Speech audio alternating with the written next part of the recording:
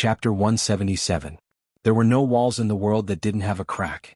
The events that happened at Ning Wangfu's banquet last night spread throughout the scholars the next day. Of course, a large part of the reason why the news spread so quickly was because of the phrase, to write a new poem forcefully expressing sorrow, which made countless scholars feel like they were being shot in the knees. After some scholars heard this poem, they looked at the work they were proud of before. The words revealed all kinds of sorrow.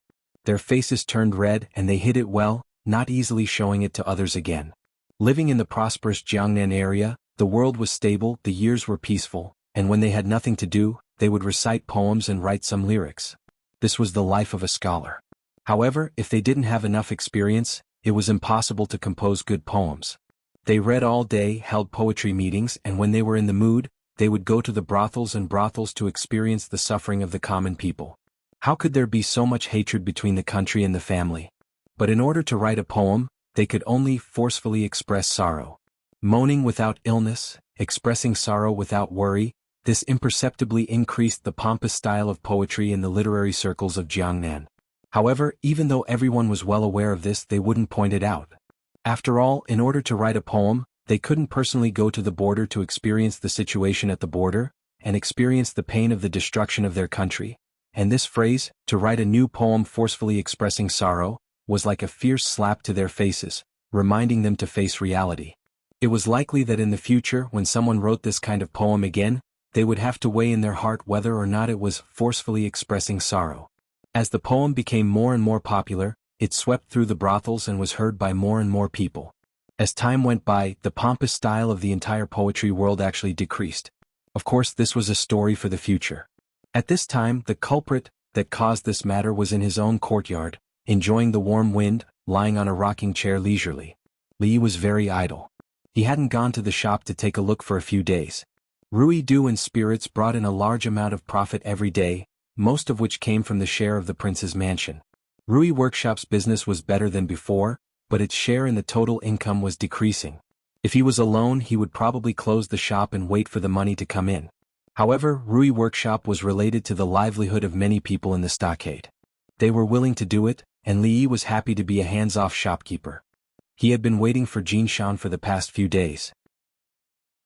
Counting the days, the emperor should have returned to the palace a long time ago. The reward he mentioned that night should still be valid, right?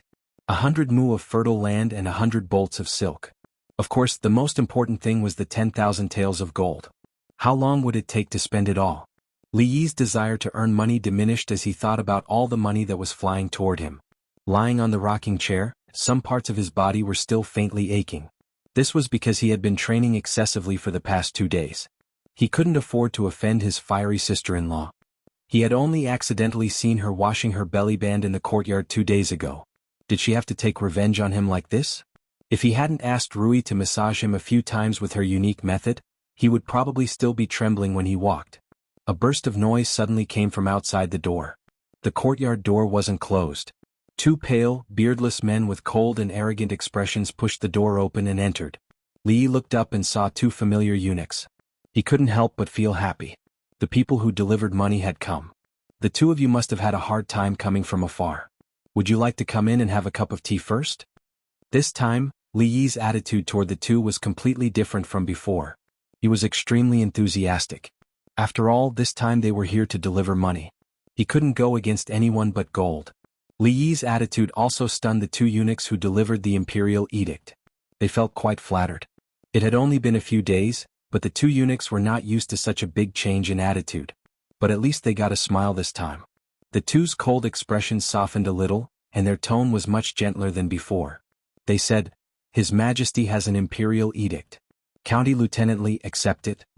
Xiao Huan was taken down the mountain by her sister Rui to go shopping. There was only Li Yi at home. When the 2 eunuchs entered the village just now, they must have made a lot of noise again. Looking out of the door, many people looked inside curiously. What was wrong with the son-in-law of Rui's family? It had only been a few days. Why did an imperial edict come again? For generations they probably hadn't seen an imperial edict even once. Now they saw it twice in a few days. Although the imperial edict wasn't for them, they had something to brag about when they went out in the future. I've knelt in front of an imperial edict. That thing is rare. Have you seen it before? Therefore before Li Yi knelt, a lot of people knelt outside the door first. Anxi County Lieutenant Li Yi created the method of cardiopulmonary resuscitation. A eunuch began to read the imperial edict expressionlessly. The imperial edict didn't mention anything about Li Yi's meritorious service in rescuing the emperor. After all, the emperor had snuck out this time, so he couldn't be too ostentatious. He used the reason that Li Yi had contributed the method of cardiopulmonary resuscitation. He said a lot of praises but didn't get to the main point. With 100 generations of meritorious service, you will be rewarded with 100 bolts of silk, 100 acres of fertile land and 10,000 gold. When the eunuch finished reading, Li Yi already couldn't wait to take the imperial edict. He said, "Thank you for your grace, your majesty." After going through a set of formal procedures, it was naturally the part that Li Yi was most looking forward to next. The bailiffs that came along moved the silk into the courtyard in piles. Li Yi had seen the land deed with his own eyes. However, when all the bailiffs returned to their original positions and stopped moving things into the house, Li Yi still hadn't seen the 10,000 gold that he had been looking forward to for a long time. "Where's the 10,000 gold?" Li Yi looked at one of the eunuchs and asked. "Did they forget about it?" The eunuch pointed at a rather luxurious box in the middle of the silk and said, "It's over there." When Li Yi looked at the box, he couldn't help but have a thought.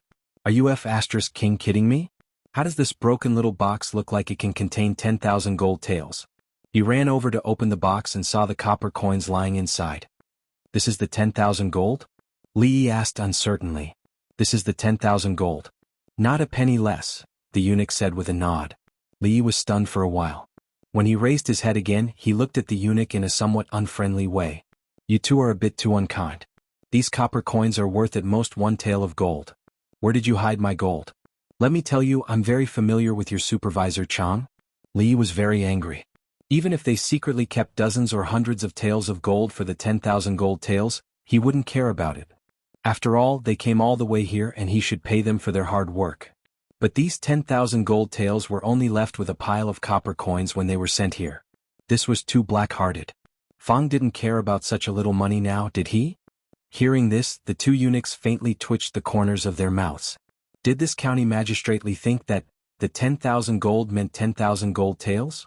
If so, they were afraid that the national treasury would be emptied after a few more rewards from His Majesty.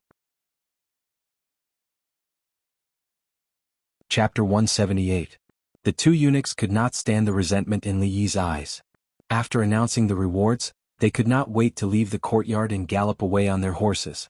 They did not receive any gifts as thanks this time, but they did not care about it anymore. They only hoped that they would not encounter such a difficult task in the future. In the beginning, Li Yi wanted to give the two eunuchs a small token of appreciation. After all, they had come all the way from the capital and were tired. It would not be too much of a heartache to give away 10 taels of gold. However, he did not expect that 10,000 taels of gold would become 1 tael of gold. If he gave more, he would have to pay for it. However, he did not know that the people who received rewards in the past only cared about the emperor's gift itself. They did not attach much importance to money. Since ancient times, he was probably the only one who had such an unconventional idea. The mountain of gold that he had been looking forward to for a long time had flown away. Li Yi was a little disappointed. It was true that those who did not study enough would suffer. Who knew that even the rewards here were so routine? 10,000 taels of gold was equivalent to 10,000 copper coins. It was extremely fake and empty. Why did they not just say 10,000 copper coins in the beginning? Forget it. Since the emperor thought that his life was only worth 1 tael of gold and a few mu of land, what else could he say? It seemed that he could not expect a free lunch from the sky. A happy life had to be built with his own hands. When Lu Rui and the other two girls arrived at the door, the crowd outside had not dispersed yet. Looking through the gate, one could see a pile of neatly arranged cloth. According to the official who had just read the imperial edict, His Majesty the Emperor had awarded 100 mu of good farmland to Rui's husband. It should be known that good farmland was not like the land in the stockade village. Every year it produced more grain. If the stockade village had so much good farmland, it would not have ended up in such a situation. Rui is back. Seeing Lu's sister Rui walking over, the crowd hurriedly made way for them. They looked at them with envy.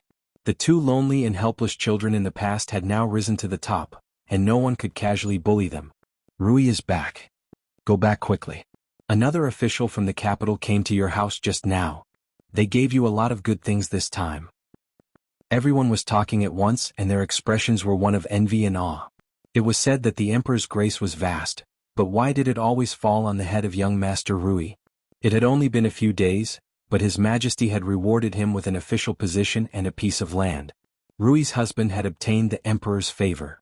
In the future he would be a high-ranking official, and they might be able to benefit from it. Recalling how they had made things difficult for Sister Rui in the past, some of them were filled with regret. Back then, I was really blind. At first, when Lu Rui saw so many people at the door, she thought that something big had happened at home. She was a little anxious, but after hearing what they said, she was relieved. She said a few polite words to the crowd and hurried into the yard. Holding the things she bought at the foot of the mountain, Xiao Huan also hurriedly ran to the courtyard.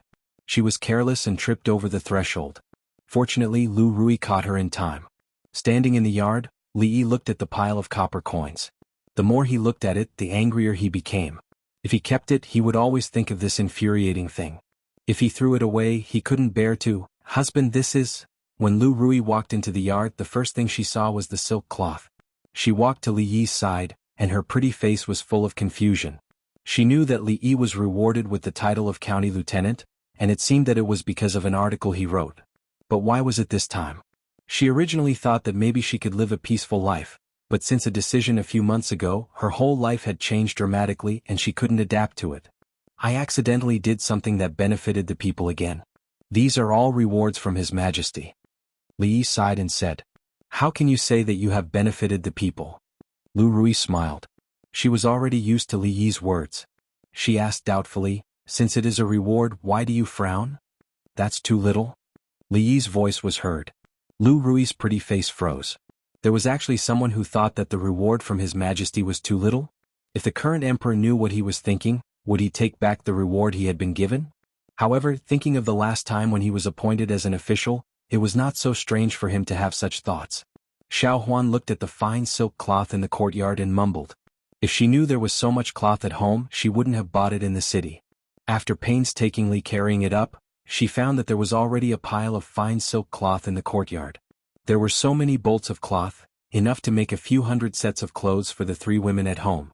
Li didn't intend to put the things bestowed by the emperor at home, and he didn't have free space, so he asked Xiao Huan to send 1 bolt to each of his sisters. There were still a lot left, and he planned to sell them at the foot of the mountain when he had the chance. The silk cloth bestowed by the emperor should be sold at a higher price, right? Throughout the history of the Jing kingdom, the emperors were not narcissistic enough to force others to put up the things bestowed by them. It was not uncommon to give the emperor's rewards to others or sell them for money. Although the emperor would feel uncomfortable if he knew, it was not a crime. There was only half a month left before he took office. In recent days, Lu Rui's training of him was obviously stricter. In addition to some basic skills, Li Yi would spend about 2 hours every day to learn a set of saber skills. The position of county lieutenant was still a little dangerous. It was better to improve his combat effectiveness. In case of an accident, he still needed some ability to protect himself. Fortunately, although the growth of true chi was slow, the speed at which he learned the moves was still very scary. With only a saber manual, Li Yi could imitate it after reading it once. Of course, it was just the appearance. In the eyes of Lu Rui, they were full of loopholes. Every time he saw it, he would mercilessly point it out for him. Mistakes should be corrected. In terms of martial arts, Rui could not tolerate any sand in his eyes. Before, Li Yi still laughed at Imperial Physician Lu. This time he finally understood his previous mood. Regardless of whether she was really strict or using her position to avenge a personal grudge, at the very least, she was still very responsible when it came to teaching him martial arts. Li Yi did not pursue the matter from before. He only asked her a question about which came first, the chicken or the egg.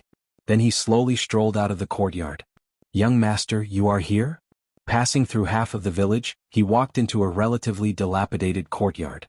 A white-haired old man was sitting in the courtyard, holding a carpenter's tools in his hand, and he was busy doing something. Hearing the sound, he turned around and saw Li Yi. The old man immediately put down the tools in his hand, stood up and said with a smile, "Uncle Han, how is the thing I asked you to make last time?" Li Yi put down the bag of rice and noodles in his hand and asked with a smile. Uncle Han was the carpenter who helped him make the rocking chair.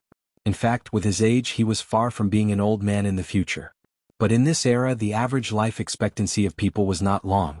After the age of 30, people could touch their beards and call themselves old man.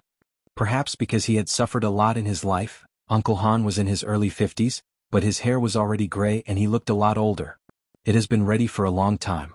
I was just waiting for you to pick it up. Uncle Han smiled and said kindly. Chapter 179. With Uncle Han's decades of carpentry skills, there were only a few details that needed to be improved on. Li put down the rice and noodles, pointed out the few improvements, and walked out of the courtyard not long after.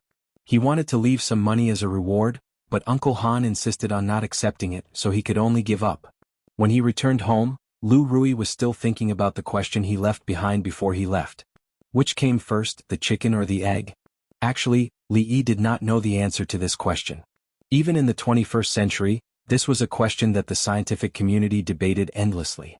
There were all kinds of theories circulating on the internet, but at least before Li Yi left, there was no conclusion as to whether it was correct or not. If one pondered over this question for a long time, it might become a question of philosophers and extend to the question of the origin of mankind or the universe. I don't know. Li Yi answered honestly. You don't know. Lu Rui clenched her teeth tightly. She actually did not know the answer to this question that she had racked her brains for. It seemed that there was a need to spar with him during the practice tomorrow to see how well he had mastered those moves. Seeing that she was on the verge of going berserk, the resentment that had accumulated over the past few days finally dissipated a little. However, when her expression returned to normal the next moment, Li Yi had an inexplicable feeling that something was wrong. Oh yeah, do you have any convenient hidden weapons? He shook his head to the back of his head and asked her. Although he had been practicing his saber skills for the past few days, the few moves that he had learned could only be used to deal with ordinary people. If he encountered someone who knew a little bit of martial arts, it would not make a difference whether he had a weapon or not. Practicing martial arts was not something that could be done overnight. In order to increase his sense of security, he needed to find another way. No, Lu Rui said without thinking. Among all kinds of weapons, hidden weapons had always been looked down upon by the righteous people as an unorthodox method. In the martial world, those who had a little bit of fame would not use hidden weapons. Then she added, even if you do, you won't be able to use it with your current skills. Li Yi knew that she was telling the truth. After all, one must have enough strength to throw a dart to hurt someone.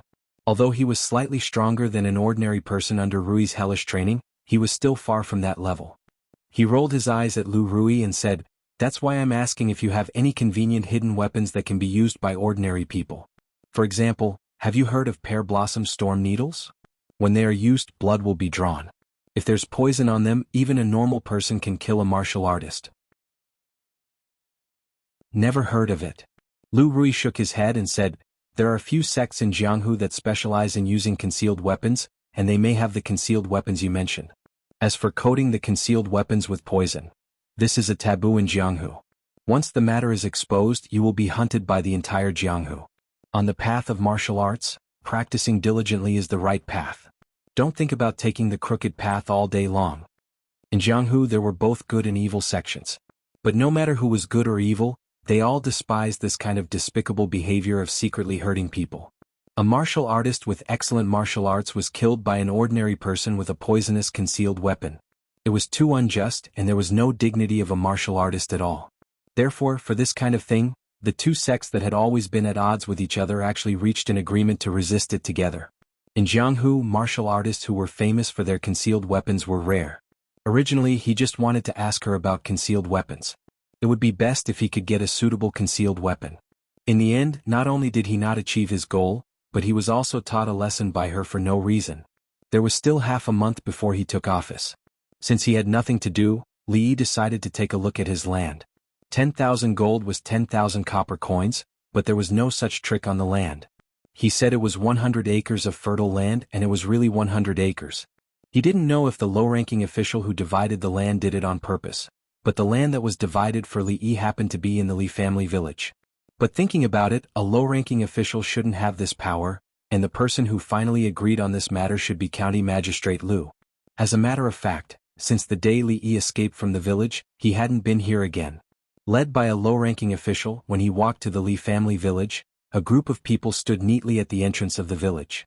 As early as a few days ago, the Yamen had sent someone to inform them that His Majesty had given the land here to the county magistrate, which meant that in the future, they would no longer pay rent to the government, but would give it to the county magistrate.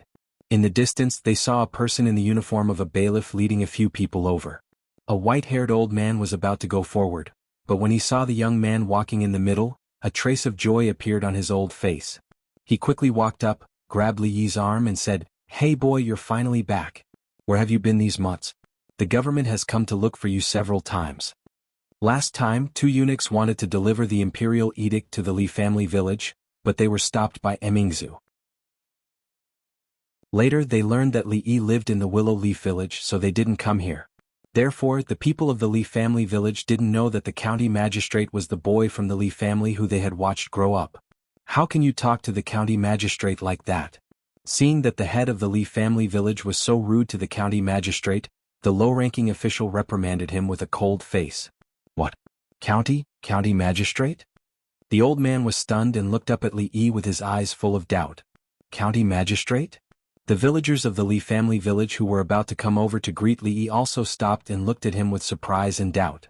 Since when did Li Xiaotsai become the county magistrate? This is the new county magistrate of this county. He was appointed by His Majesty. "Don't be rude," the low-ranking official looked around and said. It was said that county magistrate Li grew up in Li's village, so he must have a lot of elders here. However, things were different now. County magistrate Li was deeply favored by the emperor. Even County Magistrate Lu specially told him to be as respectful to County Magistrate Li as he was to County Magistrate Lu. If these people still put on airs of elders in front of County Magistrate Li, it would be a little too disrespectful. After the low-ranking official spoke again, the old man realized that the young man in front of him who he had watched grow up was no longer the junior of the Li family who only knew how to read books.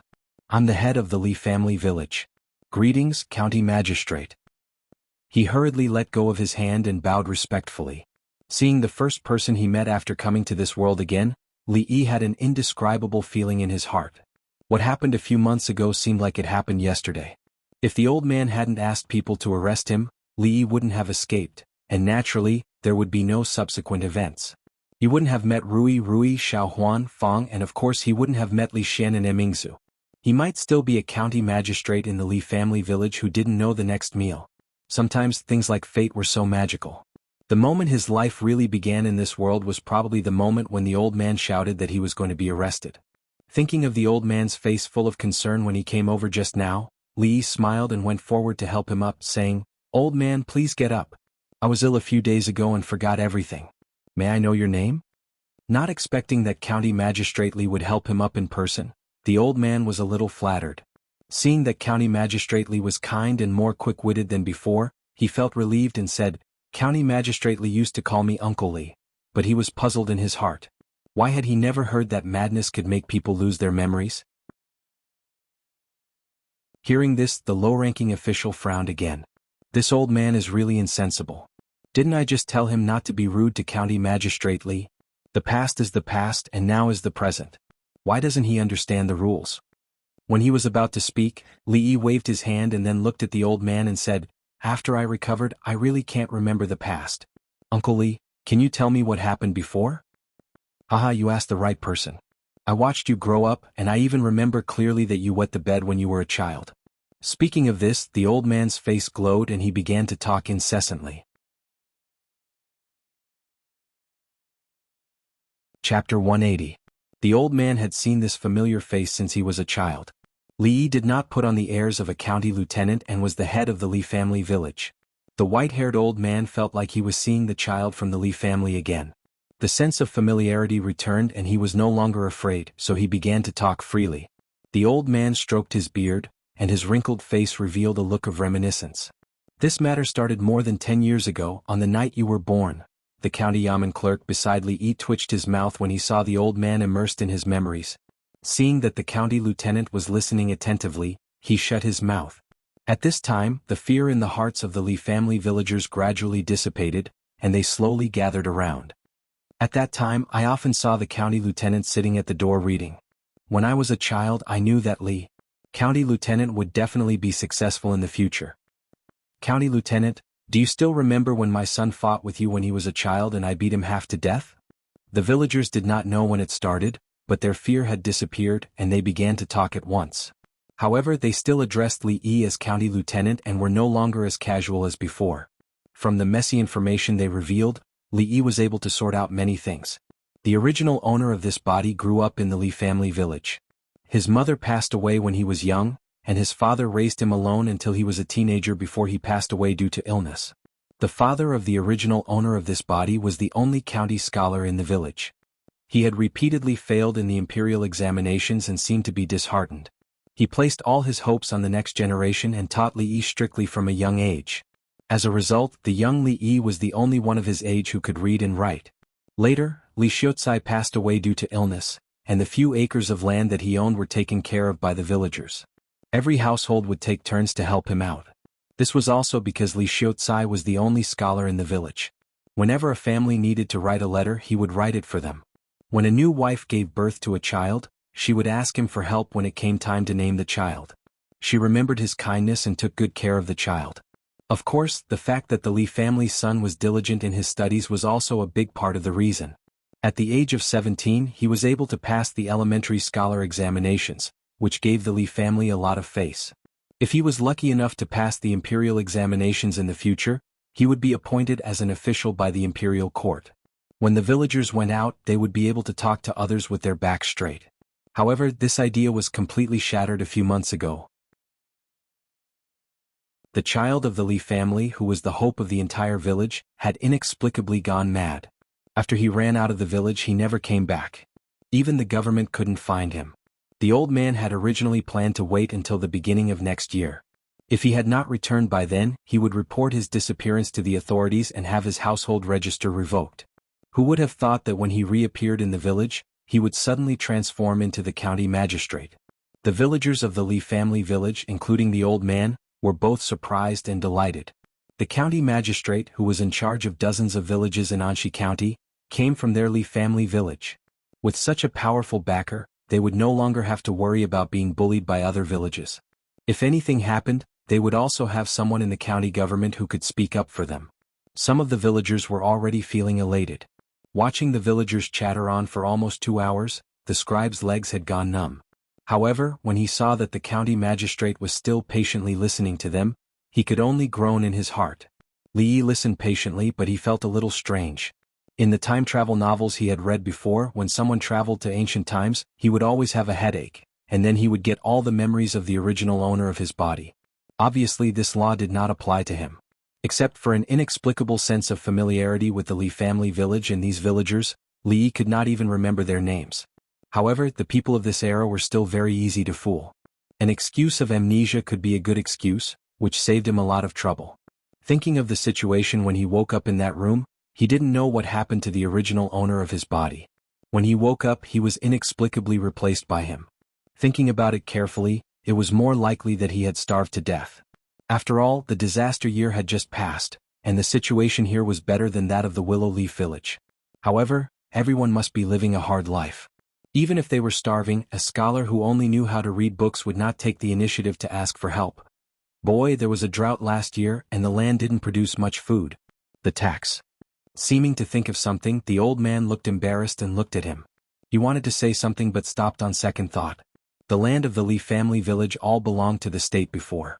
Every year at a fixed time the government would send people to collect taxes. However, the emperor was benevolent and sympathized with several prefectures that suffered from drought, so they were exempted from taxes for 2 years. Relying on the food stored at home, they could live a good life. But now that the emperor had given these lands to others, they didn't need to pay taxes to the government anymore. Naturally, the excuse of exemption from taxes was useless. Li Yi knew what the old man wanted to say. He said with a smile, "Thank you for taking care of me these years. I can't repay you. You don't need to mention the tax in the future." Hearing this, the scribe was stunned. County Magistrate Li didn't want to collect taxes? This was hundreds of acres of fertile land, and the annual tax was not small. How could County Magistrate Li just say no to it? How can this be? Hearing this, the old man was also shocked. He just wanted Li Yi to be considerate of the disaster and reduce the tax or postpone the collection. He didn't expect that Li Yi would casually exempt the tax. In other words, all the output of the land would belong to the farmers in the future? Why not? If it weren't for the help of the villagers, there wouldn't be Li Yi today. Uncle Li, you don't need to say more. It's settled. Although 100 acres of land was not a small amount, the output of food was far less than that of the later generations. Relying on the business of ruidu and spirits, the daily income was rolling in, and the tax was not a big deal. Of course, the villagers of the Li family village were kind to the original owner of this body. If he hadn't grown up in the Li family village, he wouldn't have been so generous. Knowing that they didn't have to pay taxes in the future, the villagers of the Li family village were shocked, and then their expressions turned into ecstasy. If it weren't for Li Yi stopping them, they would have kowtowed to him. After coming out of the Li family village, Li Yi clearly felt relieved in his heart. Perhaps it was because of this body, even though his soul came from another spacetime and had nothing to do with this place, that inexplicable sense of familiarity and intimacy was unbreakable. As long as he could do something for these people within his capabilities, he would feel a little bit of comfort in his heart.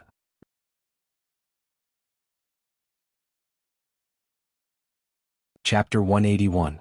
Your movements are so weak. Did you not eat enough? How many times have I told you that you have to show your imposing manner with this move? Where is your imposing manner? After another complete set of moves, Li Yi sat down on the chair and did not want to get up again. Lu Rui looked at him seriously with her hands behind her back. You have rested 3 times in 2 hours. Do you still want to be a martial arts master? Get up and continue. Let me rest a little more. Just a little more? Becoming a peerless master was not something that could be achieved overnight. Only 2 hours had passed, and Li Yi was already lying on the chair, unwilling to even move a finger. Looking up, he saw Lu Rui looking down at him like a strict teacher. Li Yi sighed and said, "A girl who likes to smile will not have bad luck. Rui, you should smile more." Li Yi had a nagging feeling that Lu Rui had found the joy of being a master through him.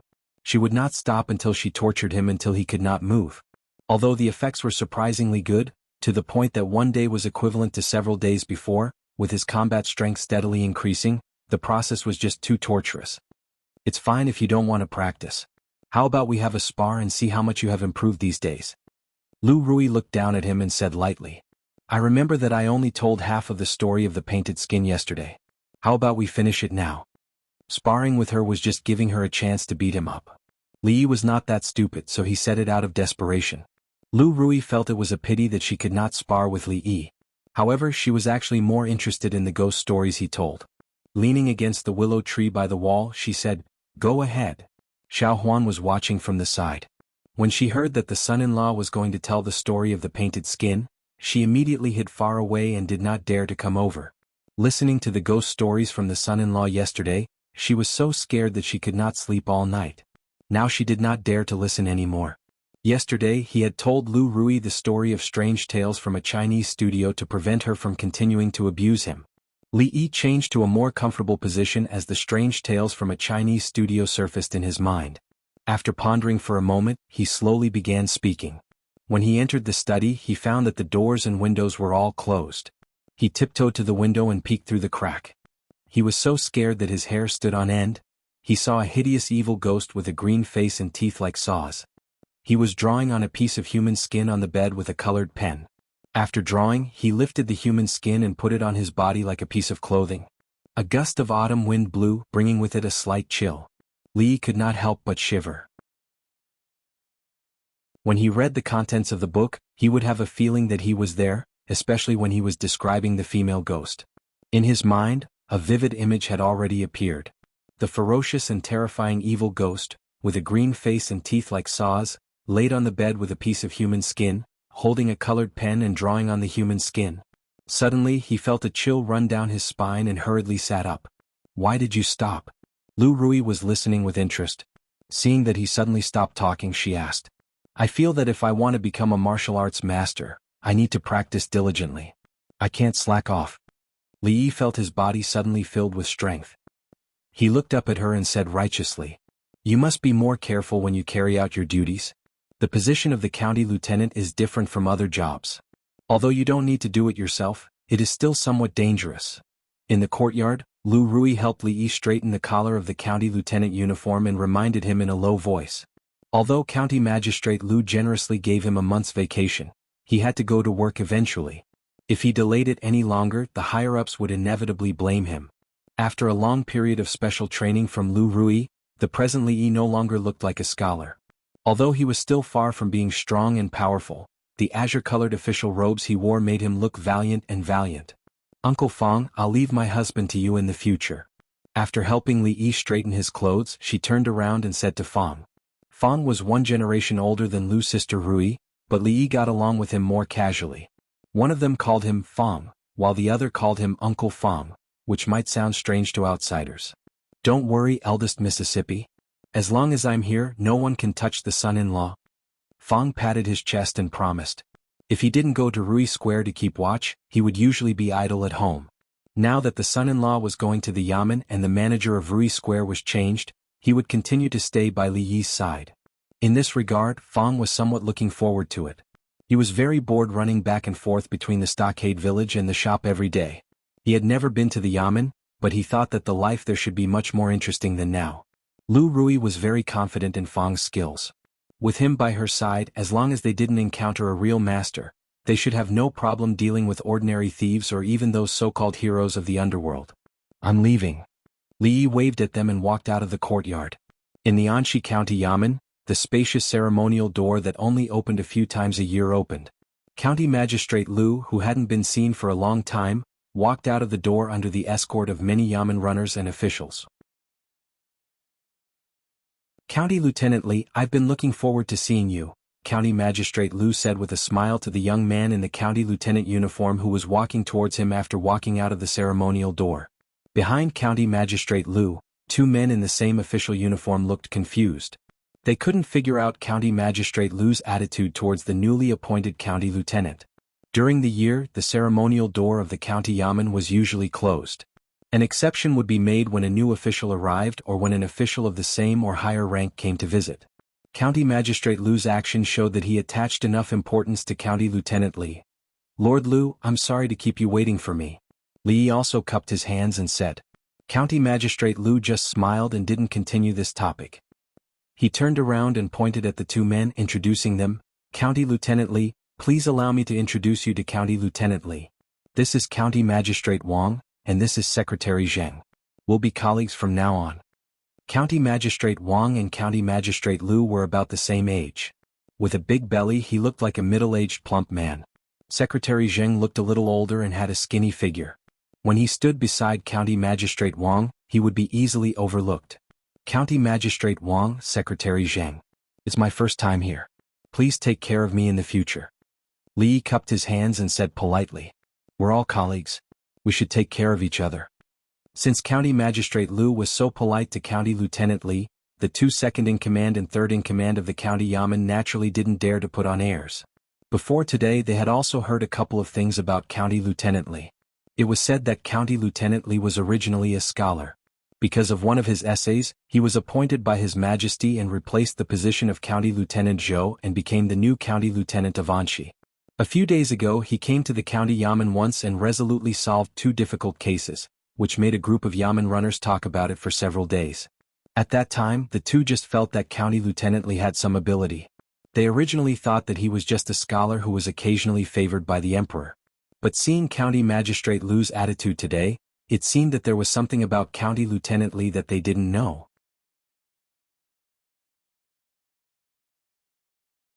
Chapter 182. Today was the first day that County Magistrate Li took office, so County Magistrate Lu naturally introduced the important officials in the county government to him. Li Yi greeted County Magistrate Wang and Secretary Zheng politely, so that they could be considered acquaintances. As for the other low-ranking officials, they had to take the initiative to greet him.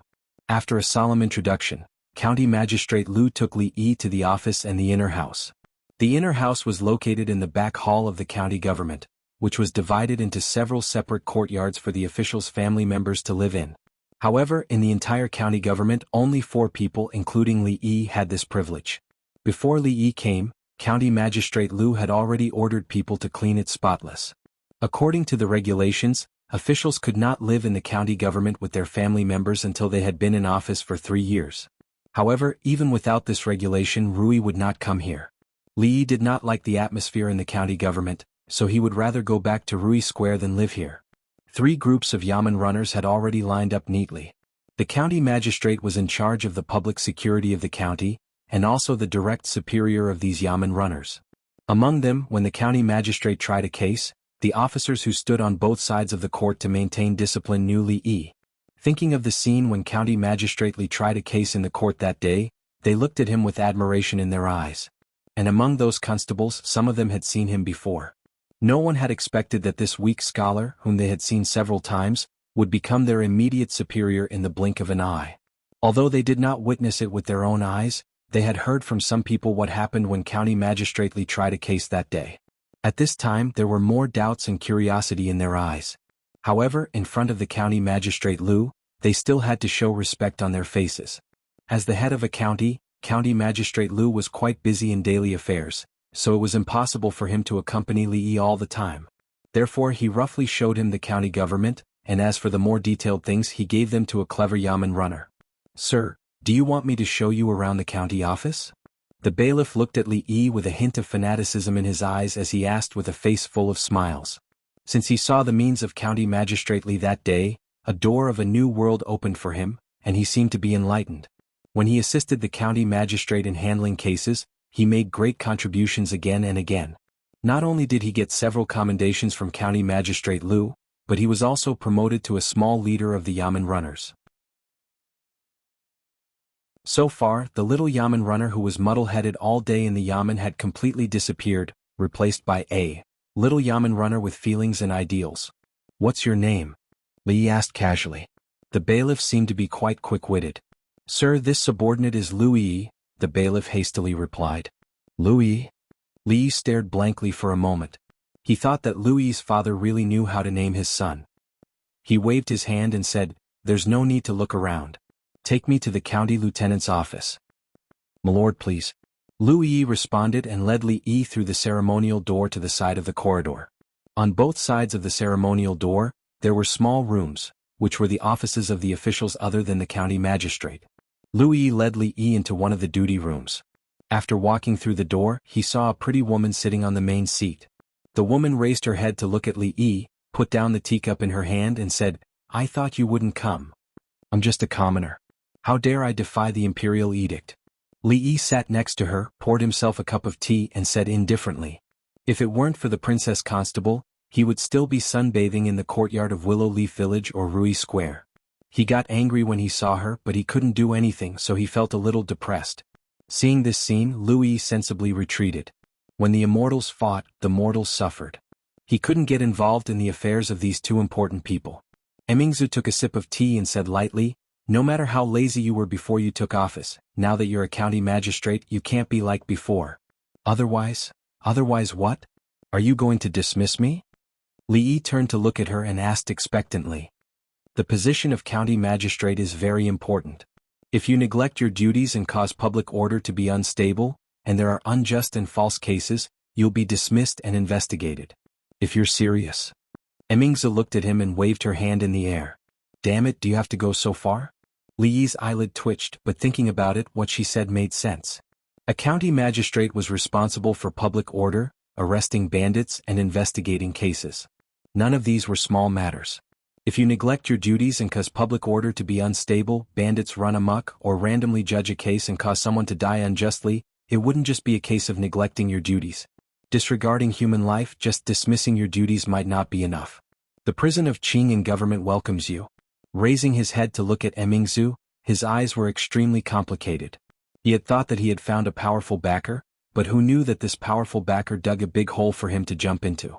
This kind of suffocating and depressing feeling, he couldn't understand it unless he experienced it himself. Speaking of which, this princess was really weird. She didn't want to stay in the imperial palace, nor did she want to be a noble, but came here to be a constable and suffer. She made life difficult for him. More importantly, the emperor actually agreed. Li Yi doubted whether this princess was his biological daughter. "Oh, in the month when you didn't take office, there were a lot of cases that need to be investigated as soon as possible." Emingzu put down the teacup and said, "Damn it," Li Yi already felt wronged. He had only been in the county government for a short while, and he hadn't even sat down for a long time, but there were already a lot of trivial matters to deal with. He couldn't help but complain. Halfway through his words, he remembered that the person sitting opposite him was the princess. Wasn't scolding her mother equal to scolding the empress? Insulting the empress was a crime of great disrespect, and it was punishable by death.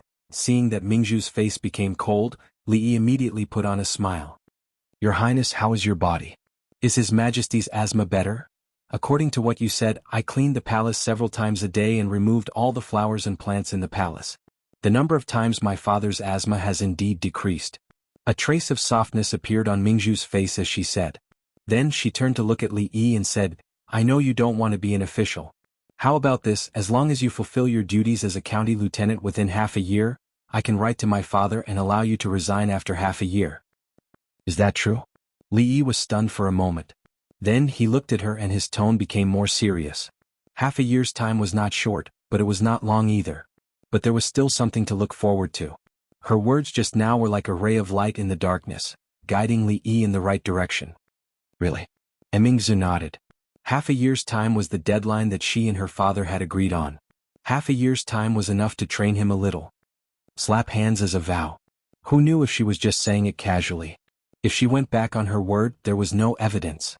Who could he find to reason with? The ancient people believed in this. Slapping hands meant that the vow was made. If he went back on his word, he would suffer the wrath of the heavens. Mingzhu glanced at him, but in the end she still reached out her hand to touch his. Li Yi took 2 steps back from her slap. His palm was slightly numb. He was extremely suspicious that she had used qi just now. Alright, the vow has been made. Can we go and work on the case? Mingzhu stood up, looked at him and walked out of the door. Wait a minute. Before she walked out of the door, Li Yi's voice came from behind. Is there anything else?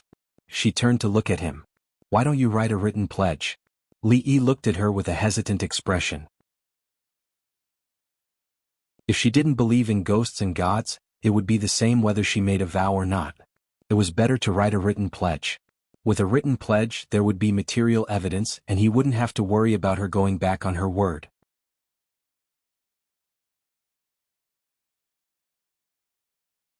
Chapter 183. Under Li Yi's strong request, Mingzhu reluctantly wrote down the contract. The content of the contract was just like what she said just now. The contract would last for half a year. If Li Yi didn't neglect his duties and did what a county lieutenant was supposed to do, she would personally write a letter to allow him to resign after half a year. This condition was very lenient. Li Yi felt that he wouldn't do any worse than the previous county lieutenant Zhou. After half a year, he would be a good man again, with the receipt personally signed by the princess in his bosom. He immediately felt much more at ease. His dejection was swept away and he was in high spirits. In an instant, the elegant scholar turned into a dignified and handsome county magistrate. Lu Rui's training over the past few days had been very effective. At the very least, when he was serious, he looked like a completely different person. Seeing the sudden change in him, Li Mingzhu's eyes flashed with a strange light, and then she found it a little funny. What made him change so much was not a reward, but actually allowing him to resign from his position. It was the first time that she saw such a strange official. Autumn was actually the season to collect land rent. However, the benevolent emperor exempted Qing and prefecture and the neighboring prefectures from taxes for 2 years. There was no need to collect taxes during Li Yi's term of office. As for arresting thieves and trying cases, it wasn't that complicated.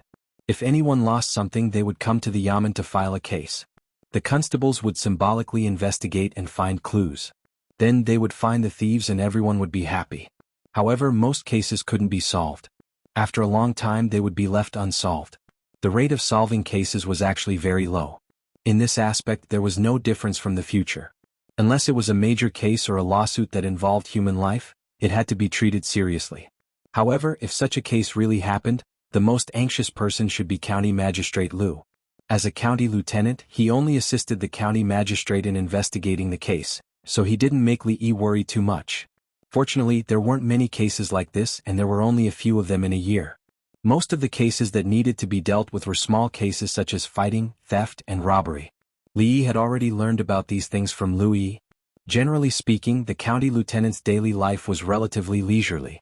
It wasn't as hard as he imagined. Just like the former county lieutenant Zhou, he usually stayed in the county government office. Things like patrolling the streets and maintaining public order were naturally done by his subordinates. He was basically a hands-off boss, and the busiest time was when he used public office for personal gain. When he spoke just now, he placed his hand on his chest. This is a very focused action, which means that what he said is very likely to be the truth. In the county jail, a man who was accused of theft was brought in. After a few questions, Li Yi explained to Mingzhu. "Your Excellency, I really didn't steal anything." He didn't think that this unfamiliar lord would be willing to believe him. When the man heard this, he was startled for a moment before saying with tears and mucus flowing down his face, "Of course this is not absolute. It's just a possibility. But at least it can clear him of some suspicion and focus more attention elsewhere." As for the suspect just now, his answer seemed to be flawless, but when he was asked to tell the situation backward, he made a lot of mistakes, which means that he didn't do it at all. It's more likely that he was lying. Similarly, this can only be used as a reference and specific evidence is still needed. Emingzi looked at the scribe next to her, who was writing at a fast speed and recording down every word that Li Yi had said just now. Although she hadn't figured out the basis of Li Yi's theory for the time being, it was undoubtedly correct. Just now, several suspects were baffled by his interlocking questions. In the end, they contradicted themselves and gave themselves away in their words, so they had no choice but to confess. This was obviously a gentler and more effective interrogation method. If it could be summarized into a book and implemented by the Ministry of Justice in all the government offices, it could greatly improve the efficiency of the trial, reduce the use of torture tools and benefit the people. It would be a great contribution. She had already asked someone to record what Li Yi had said in the court last time. During this period of time she had tested it on many people. Although it didn't match every time, it was proven in most cases. "Did you think of all these things yourself?" Emingzi looked at him, her beautiful eyes full of doubt. This magical method of distinguishing lies required a lot of experience and meticulous observation. If it was suggested by an experienced official, it would be barely acceptable, but with his age and experience, this matter was really suspicious. "This matter, I have to start from a winter many years ago." Li Yi's face revealed a look of reminiscence. "Later, when he left to thank me for saving his life, the old man gave me an ancient book, which was written in the book." Li Yi used the name of the nameless old man again. "Where's the book?" Emingzi asked. "I lost it." Li Yi replied without a blush or gasping for breath. Emingzi knew that she couldn't get any truth from him today, but it didn't matter. There was still half a year, enough for her to dig out more useful things from him. When he left the county jail, he saw Lu Yishui still wandering in front of the duty room. Li Yi waved his hand and signaled him to come over. "Your Excellency, what's the matter?" Lu Yishui asked with a face full of smiles. "Go and get a map of the prefecture city." On the first day of County Magistrate Li's office, all the yamen runners were gathered together. Arrestor Li had just announced that from that day on, they had to learn something every day. Every once in a while there would be an assessment. Those who failed the assessment 3 times could pack up and go home. Although these yamen runners were also lowly people because they worked in the yamen, they usually had to bow and scrape to the officials. In front of the ordinary people, they could be regarded as half an official. No one wanted to lose this ancestral rice bowl. In addition, County Magistrate Li also set some new rules. When they went out to patrol the streets, they would no longer wander aimlessly. County Magistrate Li divided the prefecture city into small areas, and each of them had their own jurisdiction. They only needed to be responsible for the security of their respective areas. This seemed to be a little easier, but everyone knew in their hearts that although they had a clearer division of labor, their responsibilities were also clearer. They could no longer have the thought of idling around in the yamen by doing errands in the yamen. Some people were happy while some were worried. Lu Yishui, who had been promoted by County Magistrate Lu to be the monitor, was one of the happy ones. After knowing that what they were going to learn was what County Magistrate Li showed in the court that day, which was a method to distinguish lies and make suspects confess without torture, they even faintly looked forward to the training class that County Magistrate Li mentioned.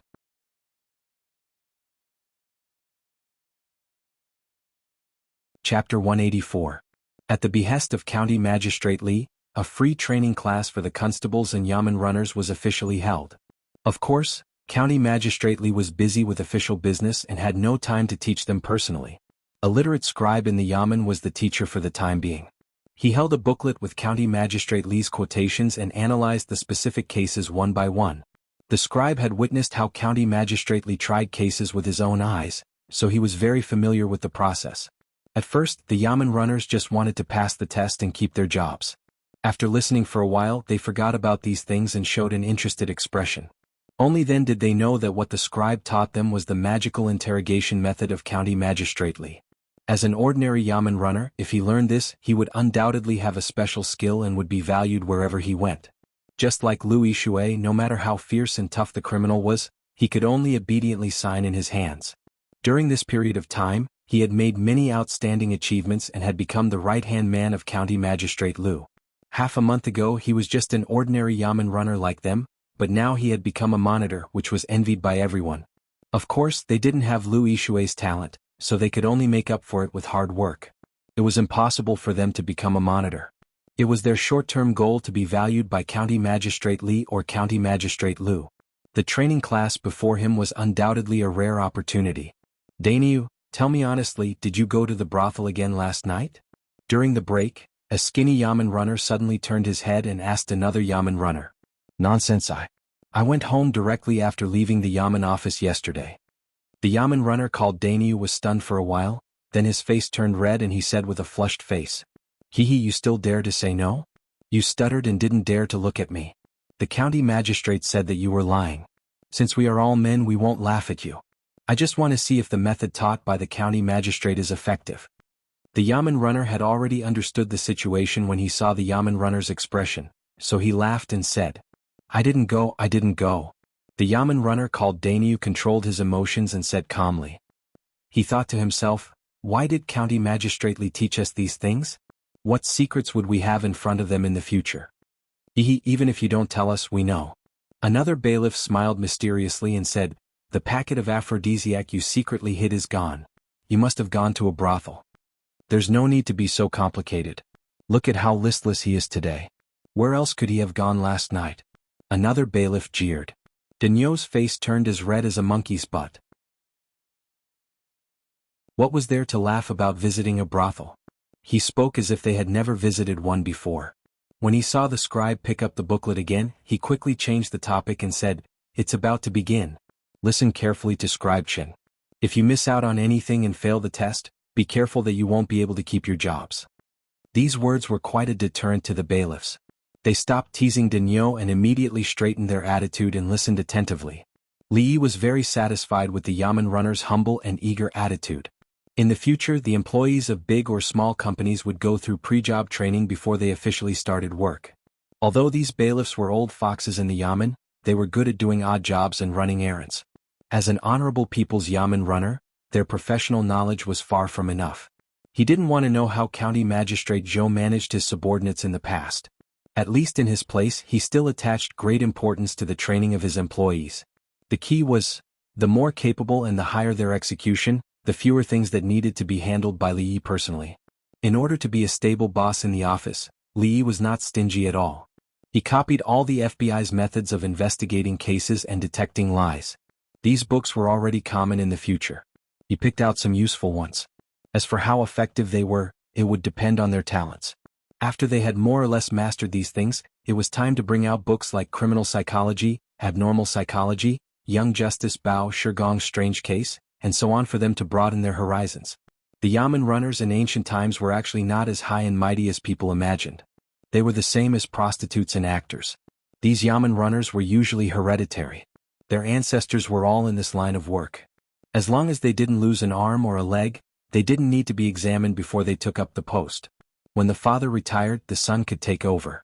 With this kind of selection method, these yamen runners naturally didn't have any ability to speak of. The way they spent their days in the yamen was not what Li Yi wanted.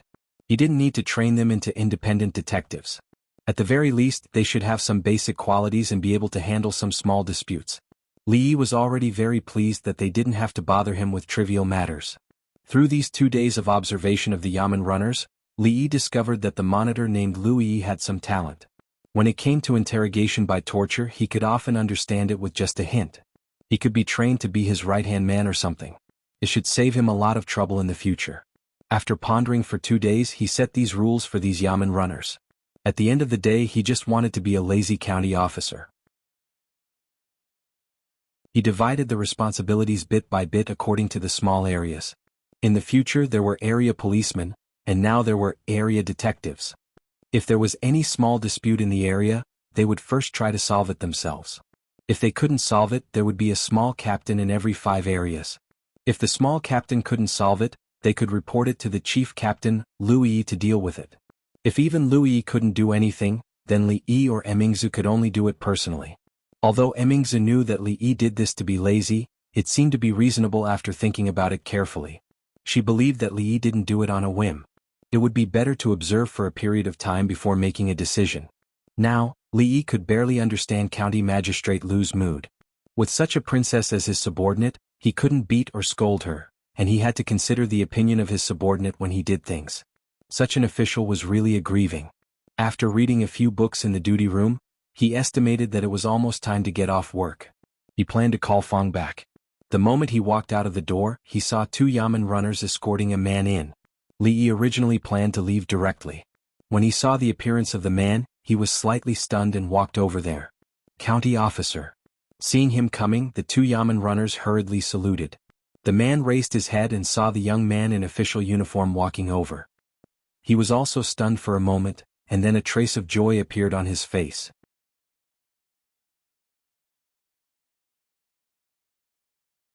Chapter 185. What's going on? Li Yi walked in front of the 2 bailiffs and pointed at the man. One of the runners was stunned for a moment, and then immediately said, "Your Excellency, this man hurt people maliciously. We caught him on the street and are about to take him to the county jail." Benefactor. At this time the man also reacted. He looked at Li Yi and said with surprise. When the 2 runners saw this scene, they were immediately puzzled. Could it be that he knew the county lieutenant? It's just a small matter. Don't mention the word benefactor anymore. Li Yi waved his hand to the man and then asked the 2 runners, "Tell me the details. What's going on?" The burly man in front of him was the man he met the last time on the street when he solved the silver theft case. That day he was stolen by the middle-aged scholar, and the 2 of them were arguing endlessly over the ownership of the silver. In order to get away from Li Mingzhu, Li Yi made a bet with him on this matter and unintentionally helped him. At this moment he still had an impression of him. The man was very filial to his mother and didn't seem to be a criminal. It was not easy to stay in the county jail. Even if he was not tortured, it would be uncomfortable to stay there for a few days. If it was not a big deal, it would be okay to let him go. Seeing that the county magistrate was interested in the case, the yamen runner immediately told him everything he knew. Only then did Li Yi know that the reason why the man was arrested was that he had hurt a shop assistant in the medicine shop. It was said that the shop assistant was greedy for a small profit and sold moldy medicinal herbs to the man. The man's mother was seriously ill, and after drinking the medicine she almost died. It was with great difficulty that she managed to keep her life. After learning the truth from the doctor, the man was immediately angry. He rushed into the medicine shop and beat the shop assistant half to death. 2 passing runners happened to see him and arrested him. Although the shop assistant was wrong, it did not cause any serious trouble. Instead, the man beat him half to death and deliberately hurt him, so he was taken back to the government on the spot. "What's your name?" Li Yi asked the man. "Sir, I am Wu Er." The burly man originally wanted to call him benefactor, but when he thought of what Li Yi had just said, he immediately changed the way he addressed him and imitated the 2 bailiffs. Li Yi turned his head to look at the 2 bailiffs and asked, "Is that fellow's injury serious?" One of the runners shook his head and said, "Even though his face is bruised and swollen, making him look terrifying, there's no danger to his life. He'll be fine after a few days of rest." Li Yi nodded his head and said, "Take him back to prison, and every day he will have to be fed 2 meals in prison." This Wu Er is worried about his mother, and his filial piety is commendable. It is understandable that he acted on impulse. If there is nothing serious with the shop assistant, then let him go. The 2 bailiffs were stunned for a moment, then they immediately nodded. "Yes, sir is right." The 2 let go of the man.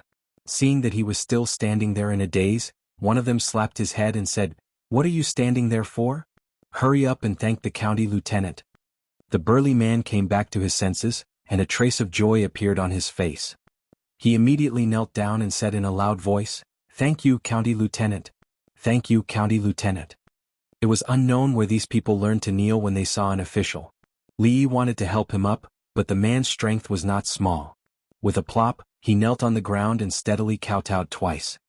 All right, stop kowtowing. This time it was because of your filial piety.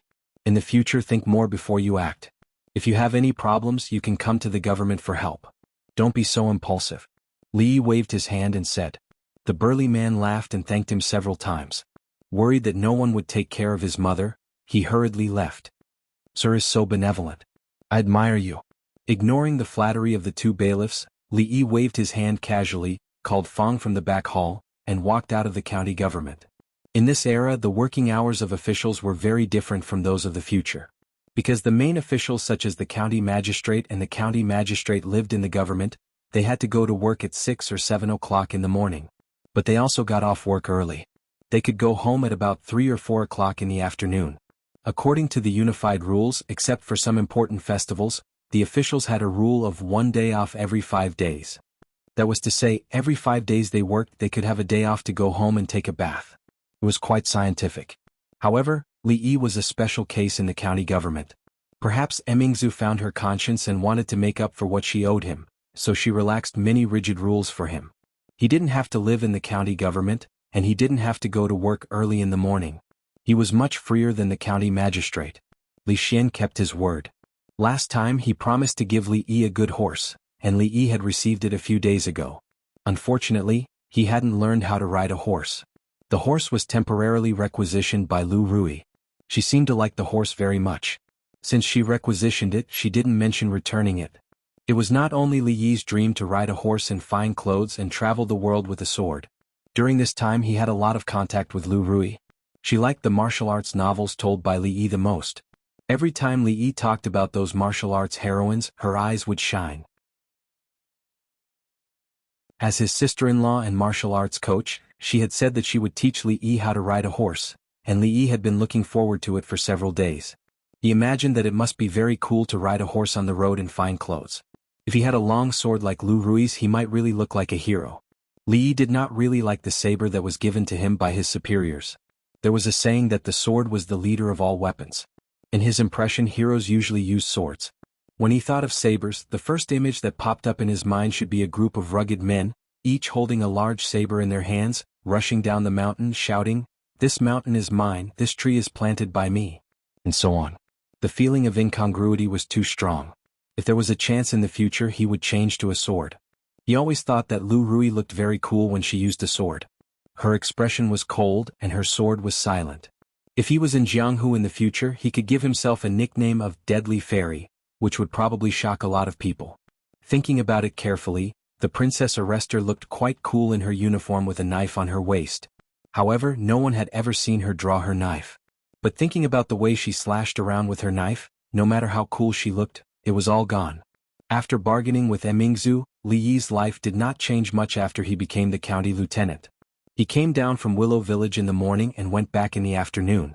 The only difference was that the place he stayed in during the day had changed from Rui Square to the county government office. It had just entered winter and it had not snowed yet, but the weather was already a little cold. When he went out in the morning, he told Xiao Huan to wait for him to come back in the afternoon for hot pot. At this time they were probably already preparing. After walking into the village, Fang went back directly when he passed by the gate of his house. Li Yi continued to walk for a while. When he just stepped into the yard, he saw Sister Rui and Xiao Huan in the yard. Besides them, there was also a strange woman in the yard. The woman looked to be in her 30s or 40s. She wore colorful clothes and looked quite festive. At this time she was saying something with a smile on her face. Seeing Xiao Huan running towards him, Li Yi looked at the woman with some doubts and asked, "Who is she?" The little maid showed a bitter expression and said in a low voice, "She is the official matchmaker. This time she came to urge Second Miss to get married quickly. This year she has been here several times."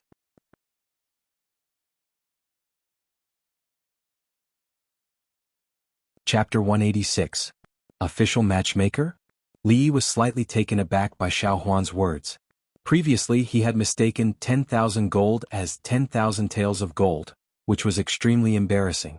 In order not to make such a low-level mistake again, he took some time to study the common sense of this world. Of course, this included etiquette, customs, and customs. Official matchmakers were also matchmakers, but they had an additional official identity compared to ordinary matchmakers. At this time, although there was no birth control, the population was still very small. Medical standards were still limited and the average lifespan of people was not long. It was considered lucky to live to 50 years old. Every additional day of life was a blessing from God. If the population base could not be increased, it would lead to many problems. Without a population, where could the country find people to farm? How could the country collect taxes? If there was a war, where could they find people to join the army? How could they resist the foreign enemies? How could they maintain the prosperity of the nation? Therefore, every king regarded increasing the population as the top priority of the country's development. Since a few hundred years ago, early marriage and early childbearing had become a law and regulation that encouraged more children. Those who had more children would be rewarded, and those who had fewer children would be punished. There was even a law that a girl's entire family would be imprisoned if she did not get married before the age of 15. Although the marriage laws of the Jing kingdom were not so harsh, under the encouragement of the government, everyone was working hard to get married and have children. You're a 17 or 18-year-old girl who's still waiting to get married. Isn't this dragging the country down? Therefore, in addition to ordinary matchmakers, the profession of official matchmaker was also born. Any profession, as long as it was related to the word official, was not that simple. The official matchmaker's responsibility was to respond to the call of the country to solve the lifelong problems of unmarried men and women of the right age. If the other party did not agree, they could even force them to be matched. Based on the concept of, if you don't want to get married, I'll help you, these official matchmakers traveled from village to village. When necessary, they could also force two single dogs of the right age to be together. Every time they did something good, not only would they receive a gift from the man's family, the government would also give them a certain reward. This greatly increased their enthusiasm. Lu Rui was 16 years old. In the future, she was still a young girl in her prime. However, in the current era, she was undoubtedly an old lady. This kind of old lady was naturally the focus of the official media. Miss, it's not that I want to scold you, but you're not young anymore. How many women your age have children that can call mother? Look at you, how many times have I come to your house? How many marriages have I talked about? Why don't you get it? In the courtyard, the official matchmaker with a mole on the corner of her mouth was still talking incessantly. Lu Rui had a helpless look on her face. Lu Rui's gaze was fixed in front of her. Her eyes were wandering, and it was obvious that she was distracted. The official matchmaker's mouth did not stop. Suddenly he asked curiously, I remember that when I came last time, your sister wasn't married either. It's only been a few months. How did she get married? I wonder which matchmaker arranged it.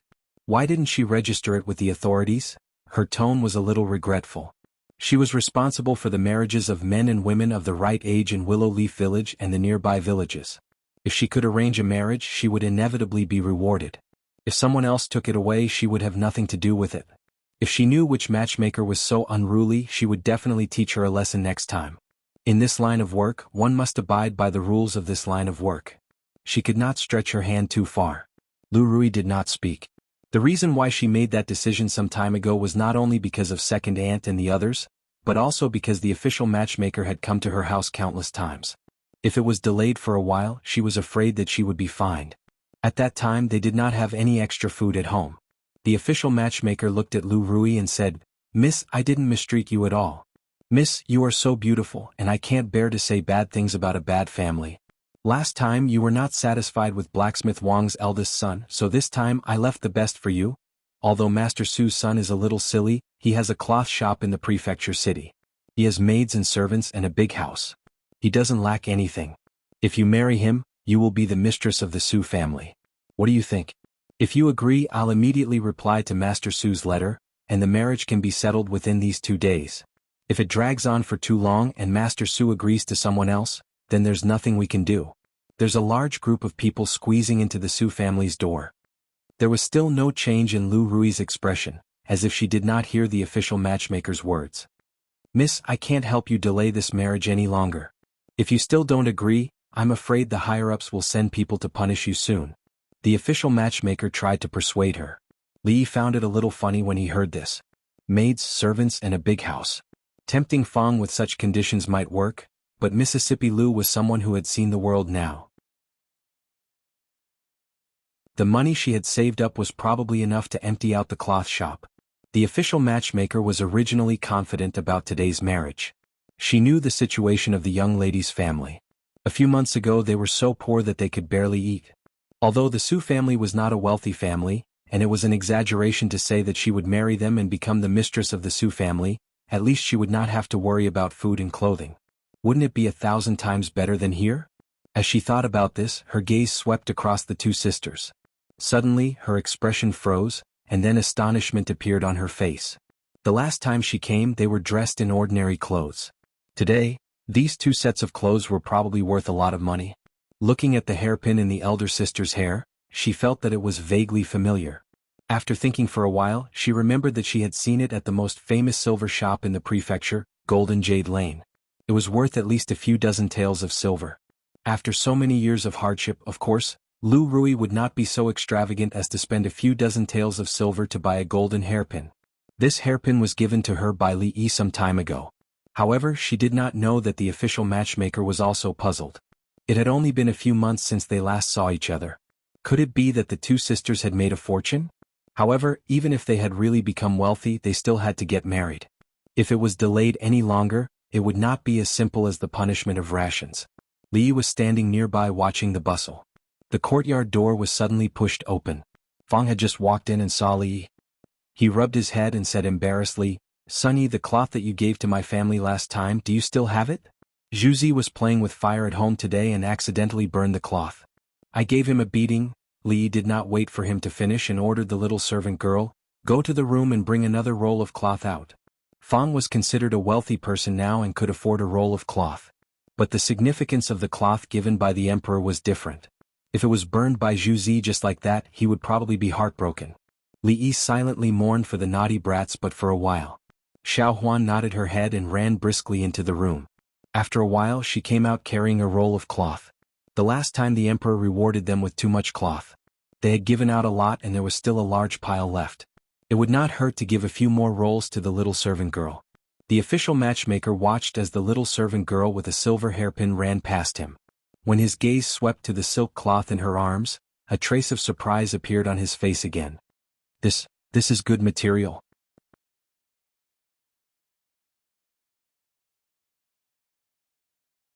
Chapter 187. The official matchmaker was also a matchmaker. Although a matchmaker only relied on her mouth to turn white into black, she spent her days running around and building bridges. Naturally, she was more knowledgeable. She did not train her eyes for nothing. Even without personally touching the cloth in the servant girl's hands, she could tell that the material was not ordinary. In Qing and prefectural city, this kind of cloth could only be found in the top-notch cloth shops. She felt very strange in her heart. What exactly had happened to these two sisters in the past few months? The last time she came, their family situation was still very difficult. Not long after, even the little servant girl was dressed in silk and satin. The price of the silver hairpin in her hair was probably more than her annual salary. In this way, even the servant girl in their family was treated like a young mistress. It was normal for them to look down on Master Su's family. However, seeing that it was almost the end of the year, she still needed to matchmake a few more couples to reach the required number. She raised her head to look at Lu Rui and said, "Miss, you can't ask for too much. Marriage is about matching families. We can't reach a higher level. If you still don't understand, the next time you come, it won't be me." The official matchmaker's words were vague, but Lu's sister Rui understood. The next time it wasn't her, it would be the officials. If it was a few months ago, even they would have a headache over such a matter. But now this kind of threat had no effect. Lu Rui saw Li Yi walking over and greeted him, "Hubby, you're back." The official matchmaker also turned his head and saw the handsome young man walking over. Hearing Lu Rui's greeting, he immediately understood that this must be the woman's husband. Looking at the situation, he must be marrying into the family. This young man was handsome. It would be a pity if he married into the family. How much betrothal gift is the Su family willing to offer? Li Yi turned his head to look at the official matchmaker and asked with a smile. Hearing this, Lu Rui's expression changed. A dangerous light flashed in her eyes as she looked at Li Yi. "Husband." Lu Rui tugged at his sleeve and shook her head. She and Lu Rui had depended on each other since they were young and had a deep sisterly bond. To her, she naturally did not want Rui to marry someone she did not like. The official matchmaker was stunned. Judging from the scholar's attitude, there seemed to be room for negotiation. A hint of joy appeared on his face as he said, "You can rest assured. Master Su's family is rich.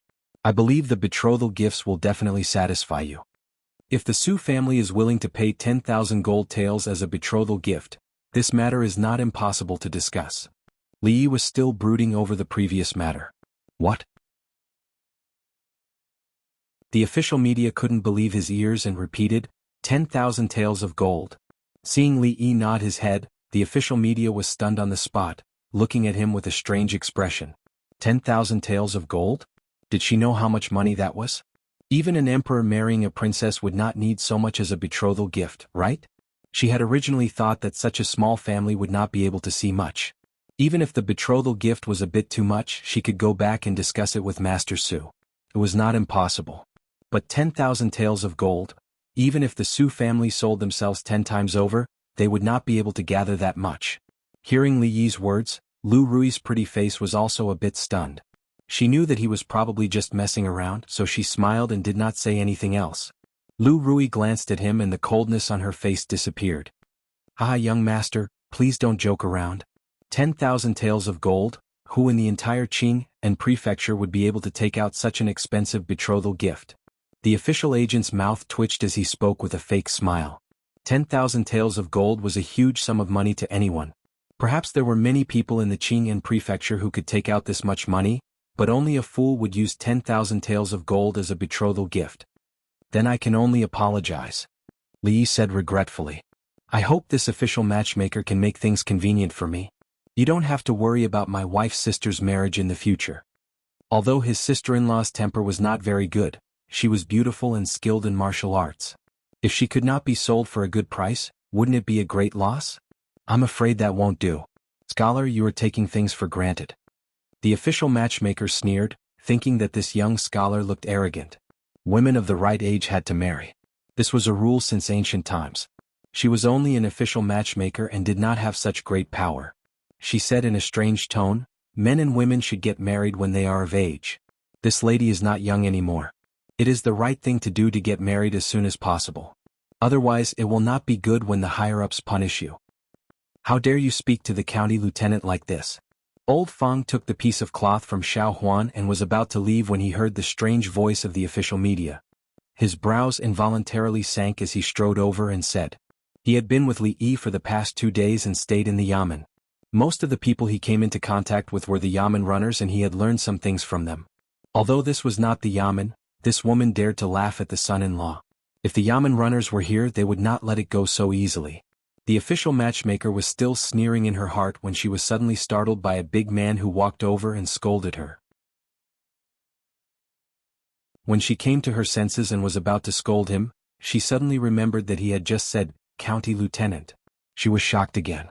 She had long heard that the previous County Lieutenant Zhou had been removed from office and a new County Lieutenant had come to the yamen, but she had never seen him before. Could it be this young man in front of her? Although she still had some doubts in her heart, she thought that no one would dare to fake this kind of thing. She looked at Li Yi with a slightly respectful expression and asked, You are the County Lieutenant?" Li Yi took out the County Lieutenant's waist token and waved it in front of her. "Ah, it's all my fault for offending you just now. Please forgive me, Your Excellency." Seeing the waist token, the official matchmaker had no doubts in her heart and immediately said with a panicked expression. Before Li Yi spoke she said again, "Don't worry, Your Excellency. This girl's marriage will be decided by herself. There will be no official matchmaker in the future, and the higher-ups will not send anyone to urge her." Thinking of what she had just said to the county lieutenant, the official matchmaker wanted to slap herself a few times. At this moment she hurriedly said to make up for it. Although she did not have such power as an official matchmaker, as long as she revealed a little of the county lieutenant's intention, those people would definitely not dare to make things difficult for the county lieutenant's family. At this moment, Li Yi felt that it was not bad to have the identity of a county lieutenant. At least it would make many things more convenient. He waved his hand to the official matchmaker and said, "You just said that after getting married, where should we go to register?" "Don't worry, Your Excellency. After going back I will take care of this matter properly," the official matchmaker said very sensibly. Who would have thought that this sister would be so lucky to have a relationship with the county lieutenant? If she had known earlier, she would not have dared to put on such an attitude just now. After being reminded by the official matchmaker just now, Li Yi realized that marriage also needed to be registered in this era. After thinking about it carefully, he realized that he and Rui had actually been an illegal couple for so long. Lu Rui's gaze froze when she saw him calmly talking to the official matchmaker about this matter, and the expression on her pretty face became slightly absent-minded. After registering with the government they would be a real couple. Registering with the government required the birth date and horoscope. Li Yi converted it according to his birthday in his previous life. When he turned around he saw Rui standing there in a daze. He stretched out his hand and waved it in front of her eyes. He asked doubtfully, "Rui, why are you in a daze?" "He's asking for your birth date and horoscope."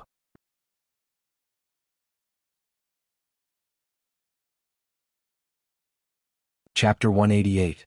After seeing his waist token, the official media's attitude immediately took a 180-degree turn. He spoke politely and respectfully, and the wrinkles at the corner of his eyes could even blossom. Li Yi finally understood why the scholars in ancient times had sharpened their brains to drill into the officialdom. Realizing their life ambitions and serving the country were all said for others to hear. Of course, there was no lack of people who were really loyal to the emperor and loved their country, but most of them only cared about the limitless glory and the power in their hands after becoming an official. After all, even a small county lieutenant of the 8th rank could not be underestimated in a district or a county. No wonder so many people flocked to the imperial examinations every year. If they were lucky and could get an official position, they could bring honor to their ancestors and reach the pinnacle of life. If it wasn't for the fact that he had lived 2 lives and was used to being lazy, not wanting to be restrained by the rules and regulations of the officialdom, and not having much pursuit for these things, he might not be able to resist the temptation of being called county lieutenant by so many people for a long time. After the official media finished asking what he needed to ask, he immediately took his leave. He was afraid that everything would be settled by the next morning. Before she came, Xiao Huan had already prepared the charcoal stove. After such a long delay, the stove fire had long been extinguished, so she hurriedly went to light the fire. As usual, the mutton was cut by Lu Rui. The knife in her hand danced up and down at an extremely fast speed. Li Yi could not see her movements clearly, but the mutton she cut was as thin as a cicada's wing. The knife skills were exquisite, which made him extremely envious. After washing the vegetables with Lu Rui outside, the stove fire was also blazing. They first put some in the pot and the whole family waited patiently around the stove. Li Yi would teach Xiao Huan a new dish every few days. Most of the time Lu Rui would also follow along and learn. Now was not like a few months ago. Every meal was porridge and white flour. Even on normal days the meals were exceptionally sumptuous, but to say the most popular was still the hot pot. Whether it was the ancients or the modern people, this thing had a mysterious charm, especially in the cold season. It was even more comfortable to eat. After a few days, when it was snowing and freezing outside, the whole family would gather around the stove to eat hot pot. That was the true enjoyment. Old Fang became addicted to it after freeloading for a meal. He made a mandarin duck pot from a blacksmith in the prefectural city, took it home and poured all the meat, vegetables, seasonings, oil, salt, soy sauce, vinegar and so on into it. Halfway through, Zhu Zi couldn't help but vomit after taking the first bite. "Little brat, how long has it been and your mouth has become so picky?" Fang frowned and kicked the brat's butt. He picked up the chopsticks and scooped a mouthful of bloody mutton from the pot, chewed it a few times and vomited it without swallowing it. Later, he realized that there might be some tricks in this thing that he hadn't figured out, and he couldn't bring himself to do it, so he sent his wife to ask Xiao Huan. Before he left, he brought back some of Li Yi's homemade hot pot base. Since then, Fang's internal heat hadn't gotten better, and he always had the smell of mutton on him. Every day he followed Li Yi back and forth between the prefectural city and the stockade village, and Li Yi usually kept a sufficient distance from him. Today, when they were eating hot pot, Lu Rui didn't fight with him, which was rare. Li Yi thought that she had finally listened to the etiquette of hot pot that he had painstakingly taught her, and he was very pleased. In the days when he first came to this world, the biggest problem he faced was how to fill his stomach. It wasn't enough to fill his stomach, and he also needed to solve the problem of feeding his family. At that time, what Li Yi hoped for was just to eat a few more grains of rice in the porridge he ate every day, and to have more oil and vegetables in his plain noodles, and he would be satisfied. When he first came to this world, he had an inexplicable repulsion and fear towards this world. He wanted to live a comfortable life without starving, and it wasn't in vain that God had given him a second chance in life. Although there was a small problem with the initial setting, such as the location and the era, and the poor family situation, fortunately the gender didn't change. These days, although there were many twists and turns, everything was still smooth. Later, the problem of feeding his family was solved, and he had to solve more people's problems. Fang, as well as those who didn't mistreat Lu's sister Rui all these years, had bigger and bigger businesses and got to know more and more people, including little princes, princesses and even the emperor. Inexplicably, he climbed to the position of county lieutenant, and countless people had to salute him respectfully and call him county lieutenant. This was too different from Li Yi's original ideal. It should be known that he just wanted to make some money to live in retirement here. However, ideals would change with time. If he stayed in Willow Leaf Village like this for the rest of his life, he would probably die of boredom soon. Even if he wanted to live in retirement, he had to change a place. After a period of time when he had enough money, he would buy a house in the prefectural city and bring Rui and the others there. It was not only troublesome but also tiring to run back and forth between the prefectural city and the village every day. After dinner there was still a long time before it got dark. Li Yi walked around the yard for a while to digest the food, and he thought about how he should be lazy tomorrow. He sat in the county government office and drank tea all day, and he went to the latrine a lot. He was so bored that he was going to be moldy. A graceful figure walked past him, bringing with it a faint fragrance. Without looking up, Li Yi knew that it should be Lu Rui, who had just taken a bath after dinner. It was her favorite perfume. "Follow me," Mississippi Lu said lightly and walked out of the door. Seeing that she went to the newly built stable to get the horse, Li Yi was stunned for a moment, and then he immediately showed a trace of joy on his face. Was she finally going to teach him how to ride a horse? Li Yi had been thinking about this for a long time. In just a moment he came to himself and hurriedly chased after her. In this life, including his previous life, he had only ridden a horse twice. No, it should not be said to be riding. The first time was when Fang grabbed him to lie on the horse and he fainted because of the bumpy ride. The second time was when he was still pressed on the horse by him, and it was still bumpy all the way. After getting off the horse, he held the willow tree by the moat and vomited for a long time. At that time, he secretly swore in his heart that he must learn how to ride a horse if he had a chance in the future. Although he might not be able to ride a horse in fine clothes and travel to the ends of the world with a sword, at least he would not be embarrassed when he encountered such a thing in the future. The horse that Li Xian gave him was indeed a good horse.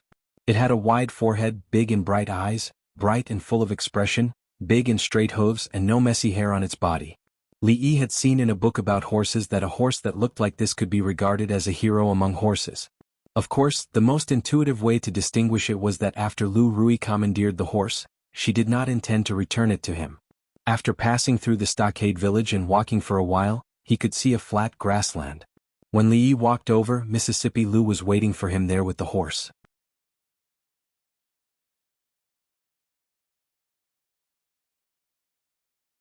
Chapter 189. When Li Xian ordered the servants of the prince's mansion to send the horse over, the saddle and other supporting facilities were very complete. "Try to get on the horse first." Seeing Li Yi walking over, Lu Rui handed the reins in her hands to him. Li Yi took the reins from her hands and looked a little dazed. Just like that? He had read those books about riding. Before getting on the horse, shouldn't one first familiarize himself with the horse and then try to get on it so that the horse wouldn't be scared and put himself in unnecessary danger? Forcing himself on the horse, it didn't seem right. If the horse went crazy after he got on it, it would be a tragedy. Li Yi didn't think that he could subdue a crazy horse with his current strength. "This horse is docile, it won't be dangerous." Lu Rui seemed to see through his thoughts and said calmly. Being looked down upon by Mississippi Lu as a man, of course, he couldn't show his timidity. Li Yi grabbed the reins and the mane at the root of the horse's neck. He stepped on the pedal and with a little force he flipped himself over. He was no longer a weak scholar now. This set of movements was smooth and elegant. However, before he could sit firmly on the horse's back, the horse let out a long neigh and jumped high with its front hooves. Li Yi lost his balance and fell backward. Fortunately, he had some skills now. He held the reins firmly and clamped his legs tightly on the horse's abdomen. The falling momentum slowed down and his body stabilized again. He thought that this posture must be very cool. It would be great if someone could take a picture from afar so that such a cool posture could be preserved forever. While he was thinking, a white shadow soared into the sky and landed steadily on the horse's back behind him. Lu Rui slapped the horse's abdomen. The horse let out another long neigh and actually quieted down. Seeing that the fellow under him had finally calmed down, Li Yi heaved a sigh of relief in his heart, but his face was a little dark. This horse actually knew how to bully the weak and fear the strong. If he were to ride on it, it would want to throw him off its back. If it were Lu Rui, he would be as obedient as a grandchild and would not move at all. Wasn't he looking down on them? Hold the reins tight and clamp the horse's belly. Lu Rui reminded him and patted the horse's belly lightly. Li Yi then realized that this guy who bullied the weak and feared the strong started to trot. Riding on a horse was not as comfortable as Li Yi had imagined. The ride was very bumpy. In his previous life, he had even gotten dizzy from taking public transportation. However, the problem of carsick did not seem to be brought to this place, so he did not feel much discomfort. Lu Rui was explaining the technical essentials of horseback riding to him in detail, but Li Yi was not in the mood to listen. The space on a horse's back was originally small, so it was a little crowded for two people to ride on it. Even if Lu Rui deliberately kept a distance from him, their bodies would inevitably touch each other due to the bumpy ride. Feeling the soft feeling on his back from time to time, Li Yi was surprised. This little girl usually looked like she did not show anything, but in fact she was quite sexy. He had underestimated her in the past. Then he, who was not uncomfortable at first, gradually began to feel uncomfortable. "Do you remember what I said just now?" Lu Rui asked after telling him all the important details. What?" Li Yi came back to his senses and then remembered that he did not remember a word of what Lu Rui told him just now. Lu Rui frowned slightly and realized that his mind was not on this at all. Just when she was about to speak, the horse suddenly stopped. She subconsciously tightened her grip on the horse's belly, but her body still leaned forward a lot. Her whole body was lying on the back of Li Yi. Feeling the softness on his back, Li Yi was a little stunned. He was sitting in front and saw an irrigation ditch in front of him. He thought that the horse would stop soon, so he was prepared and did not lose his balance. But then Lu Rui's body pressed tightly against him. There was only one thought in his mind at this moment. Before today he really underestimated her. This sudden situation was also unexpected for Lu Rui. When she realized that her chest was pressed tightly against Li Yi's back, she thought that along the way just now, it seemed that a rare trace of embarrassment appeared on her cold face. The next moment she jumped off the horse's back. When the feeling on his back disappeared, Li Yi felt a sense of loss. He pulled the reins and the horse suddenly turned around. When Li Yi looked up, he could only see a white shadow floating into the distance. "Where are you going?" he shouted. The shadow paused for a moment, then disappeared even faster. "Wait a minute, come back, at least tell me how to get off the horse." After a while, when the white shadow completely disappeared from his sight, Li Yi stared blankly in that direction and murmured, "It's still separated by clothes, it can't be." He sighed and took one of his feet out of the stirrup. Just when he was about to jump off the horse suddenly jogged forward. Li Yi almost fell off the horse. He quickly retracted his feet and clamped his legs tightly on the horse's belly. He could not help but curse in his heart, "This bastard, he's here again." From afar, he saw a group of naughty children rolling on the other side of the grass. Li Yi shouted loudly, "Lu Xiaohu, go and get your sister Rui to come over." It was Lu Xiaohu's first time seeing a teacher riding a horse. After a moment of shock, he nodded his head and ran in the direction of the village. When Lu Xiaohu called for help, Li Yi was still lying on the back of the horse that was running around. Lu Rui was stunned at first, then she jumped over the horse's back and easily grabbed Li Yi's shoulder, bringing him down from the horse. At the same time, she held the horse's reins with her other hand. The horse still wanted to run around, but it could not break free from the reins in her hand. After Lu Rui glanced at it, the horse that was running around immediately calmed down. Since ancient times, it had always been the hero saving the beauty. Today the beauty saving the hero.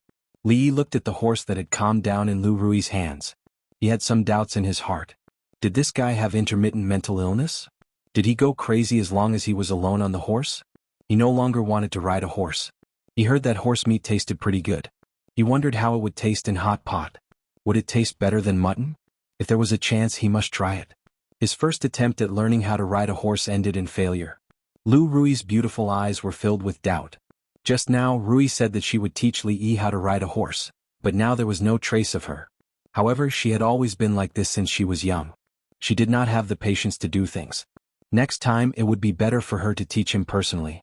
After tying the horse back into the stable, Li Yi saw Xiao Huan walking over with a bundle of straw. He called out to her, "Son-in-law, what's the matter?" The servant girl looked up at him. "Put the straw back first." "Why?" The servant girl blinked her big eyes and looked at him. "Right now is the time to feed the horse. Let's starve it for 3 days first." A trace of anger appeared on Li Yi's face as he said through gritted teeth.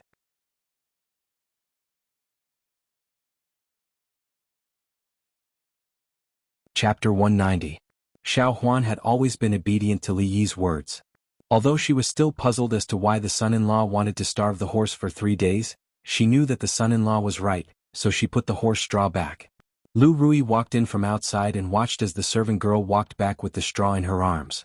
She asked, "Xiao Huan, has the horse been fed?" The son-in-law said to starve it for 3 days.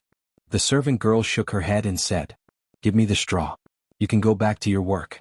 Lu Rui took the straw from her hands and walked towards the stable.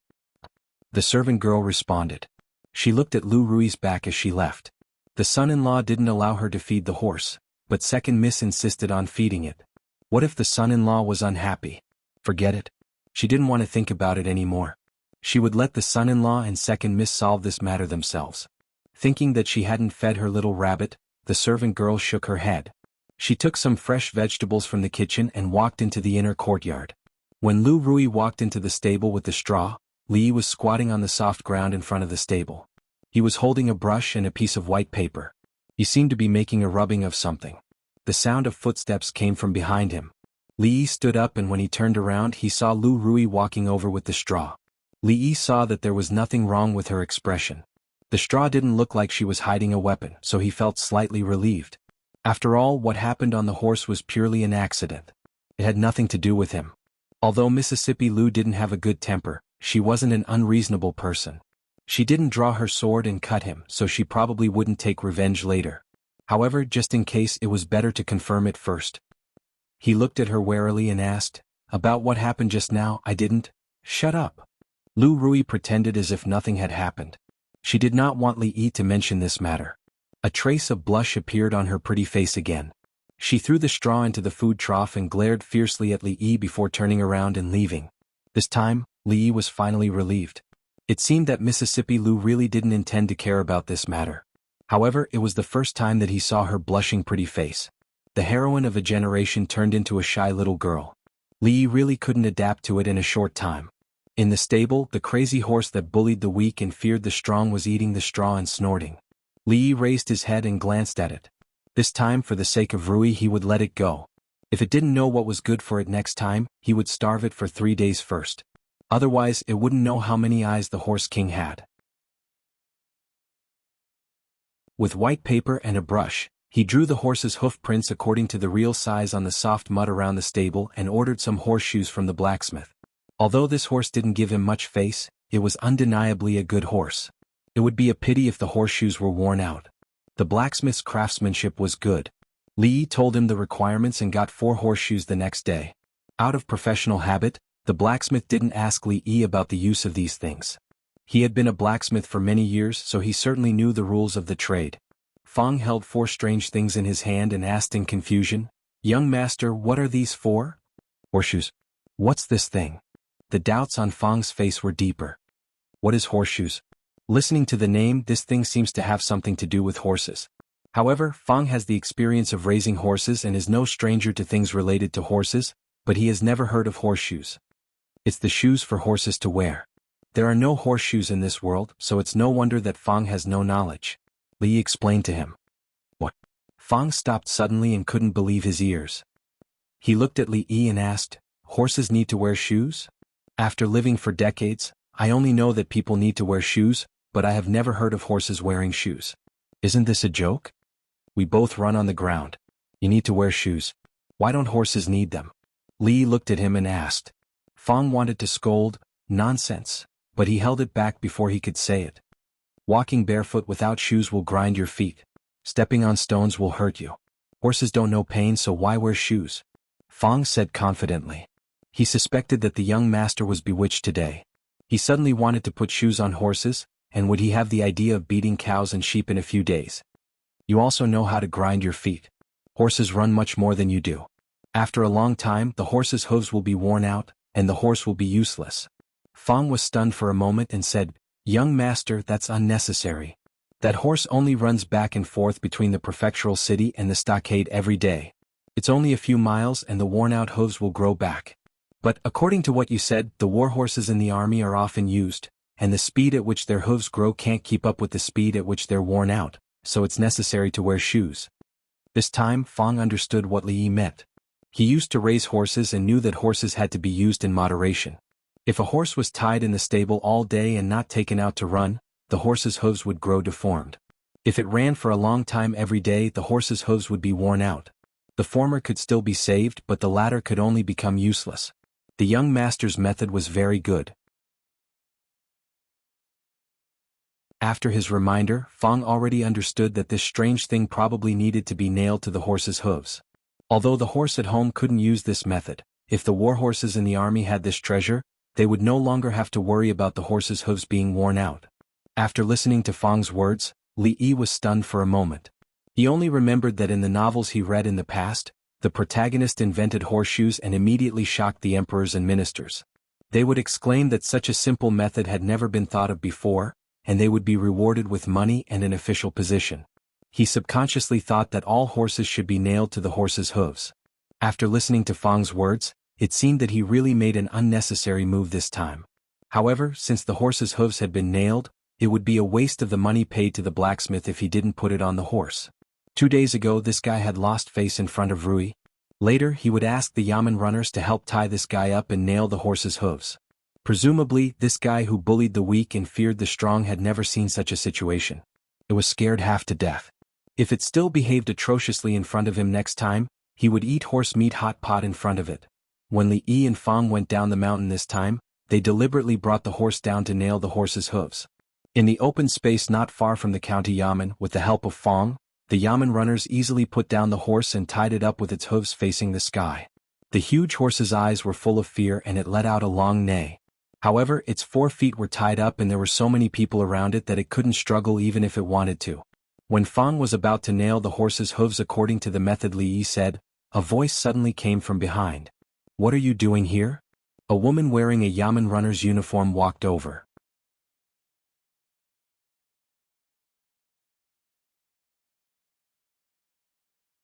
Chapter 191. Hey, it's you, Arrestor Li. Fang knew that the female arrestor in the yamen was not an ordinary person. Li Yi had also specifically warned him not to provoke her. Fang stopped what he was doing, turned around and explained with a smile, "Young master said that if we nail the horse's hooves, we won't have to worry about the horse's hooves being worn out." Emingzu watched as the yamen runners held down the horse. The man who had been following Li Yi stuck a strangely shaped iron piece on the horse's hooves one by one and fixed it with iron nails. He stood there and fell into deep thought. The maintenance and replacement of horses in the army cost a lot of money every year. More than 90% of horses were scrapped because their hooves were too worn out. Without hooves, horses naturally could not charge and break through enemy lines. Over the years, no one had thought of solving the problem that had troubled generations of emperors and ministers with just a few small iron pieces. After the iron pieces were nailed on the horse's hooves, the yamen runners dispersed. The horse immediately stood up and was led by Fang. It kept spinning on the spot, and the horse's hooves stepped on the bluestone slabs, making a clear sound. Anyone with a discerning eye could see the use of the iron pieces at a glance. After the iron pieces were nailed on the horse's hooves would not be in contact with the ground. This way the horse could avoid being worn out. It only needed to change the iron pieces after a period of time. From then on, the imperial court would not have to worry about the huge amount of horse expenses every year. The service life of a warhorse would be greatly extended. In the long run, how much money would be saved? Emingzu was different from Li Yi and Fang. She was the princess of a country. When she thought about problems, she would often think from the perspective of the country. In a short moment she thought of these things. It could be said that the contribution of this small iron piece had surpassed all the previous contributions, including writing rules for disciples, teaching cardiopulmonary resuscitation, and that novel interrogation method. These were not the work of a day and night, and could not be compared to the direct benefits created by this iron piece. "Where is Li?" She stepped forward and looked at Fang, her eyes slightly moving. In the county office." Fang felt guilty under her gaze, so he pointed to the county government and said, Li Yi was in the county government. All the work had been assigned to him. After sitting in the duty room for a long time, he felt bored and decided to go out for a walk. After all, the county magistrate was one of the most powerful people in Anshi County. How could he always sit in the yamen? The higher his official position was, the more he had to mingle with the people. Therefore he planned to take a stroll on the streets and experience the hardships of the people. Of course he could also take the opportunity to relax. Before he could walk out of the gate of the county government, he was blocked by Emingzu. "What's up?" Li Yi looked at her and cursed his bad luck. He should have left a long time ago. Normally if he bumped into her at the yamen, nothing good would come out of it. "How did you come up with the idea to nail the iron under the horse's hooves?" Emingzu looked at him and asked. She was very curious. Why did he think of a problem that no one had thought of for thousands of years? Because if the iron is nailed, the horse's hooves won't be worn out. Li Yi said matter-of-factly. Emingzu was slightly stunned. His answer seemed to be nonsense, but after thinking about it carefully, it seemed to make sense. The difference was that he was the only one who had thought of this for so many years. Looking at the expression on Mingzhu's face, Li Yi knew that he might not be able to experience the hardships of the people on the streets today. As expected, after a while he returned to the duty room and wrote down the manufacturing method of horseshoes, how to nail the horse's hooves, and how to change the horseshoe in detail. There was no concept of patent in this world. It seemed that this time, the invention of horseshoes was destined to be given to the country, and it was destined to be a one-way trip. Mingzhu's bad habit made Li Yi feel that his remaining value was squeezed out. He received a meager salary as a county magistrate, but he did great things that benefited the country and the people. The salary he received was seriously inconsistent with the value he created. The evil feudal society was more exploitative than the capitalist society. After Li Yi finished writing, Mingzhu put the papers into an envelope. Without even saying a word of thanks, she disappeared in the blink of an eye. Li Yi shook his head and sighed. At the same time he lamented that he had met the princess. Send this letter to the capital at the fastest possible speed and hand it over to Imperial Father personally. Not long after, in an exquisite courtyard in Qing'an Prefecture, Mingzhu handed the envelope to an armored man. Don't worry, princess. I will definitely hand this letter to His Majesty as soon as possible. The guard of the princess's residence responded solemnly, flipped onto his horse and quickly disappeared from sight. Just, how much more ability does he have? Mingzhu muttered to herself as she looked ahead, her eyes slightly dazed. Lord Qin, why don't I give you 10,000 taels of silver and you solve the problem of changing warhorses this year? In the imperial study of the imperial palace in the capital city, a man with a square face and a dignified expression waved his sleeves and glared angrily at another person opposite him. The person opposite him laughed bitterly and said, Lord Yen, 10,000 taels of silver is not a small amount. Last year's disaster was severe and a lot of money was spent on disaster relief. This year the taxes of a few provinces have been reduced and the national treasury is not full. Besides, a few days ago, the Ministry of War has already allocated 100,000 taels of silver. Now that Lord Yen is asking for 50,000 taels of silver, where do we have that much money to give you? The man frowned and said, that 100,000 taels of silver is the army's provisions and pay. Don't confuse it with this matter. Lord Yen, please don't make things difficult for the Ministry of Revenue. 10,000 taels of silver is the limit we can give. The Minister of Revenue looked at the man opposite him and showed no signs of relenting. The man huffed coldly and said, recently the border has been in a state of emergency several times. Sooner or later we will have to go to war with the Qi Kingdom. At this critical juncture, our Jing Kingdom doesn't even have usable warhorses. Don't tell me Lord Qin doesn't know the importance of this matter? Hearing this, the Minister of Revenue did not say anything else. He could not bear the consequences and looked pleadingly at Emperor Jing, who was sitting at the top. In the imperial study, Emperor Jing watched the two ministers of the Ministry of War and the Ministry of Revenue oppose each other. Neither was willing to give in to the other. He rubbed the space between his brows and felt a headache coming on. The cost of horses had always been an important expenditure. In previous years perhaps it could be postponed. However, at this time, the border was in a state of emergency and could not be delayed at all. After some consideration he decided to postpone other expenditures. The money that was to be allocated to the Ministry of War could not be skimped on. Just as he was about to speak, Changde, the chief housekeeper, pushed open the door and came in. He walked to his side and whispered a few words in his ear. A letter from Mingzhu? A trace of confusion appeared on his face and he said, let him in. Read it. Changde said loudly to the outside of the hall. The guard of the princess's residence walked in from outside the door. After kneeling and bowing, he presented the letter in his hand. He had traveled day and night and changed horses several times at the relay station. Without any delay he finally arrived at the capital. Emperor Jing opened the envelope and took out a letter written by Princess Yongle. After reading it, a trace of astonishment appeared on his face. Then, he hurriedly opened the few pieces of paper in the envelope and read them. The smile on his face gradually widened. This Li Yi is indeed my lucky star. Emperor Jing slapped the few pieces of paper on the desk and said with a laugh. In the hall, the two ministers looked at each other with confusion on their faces.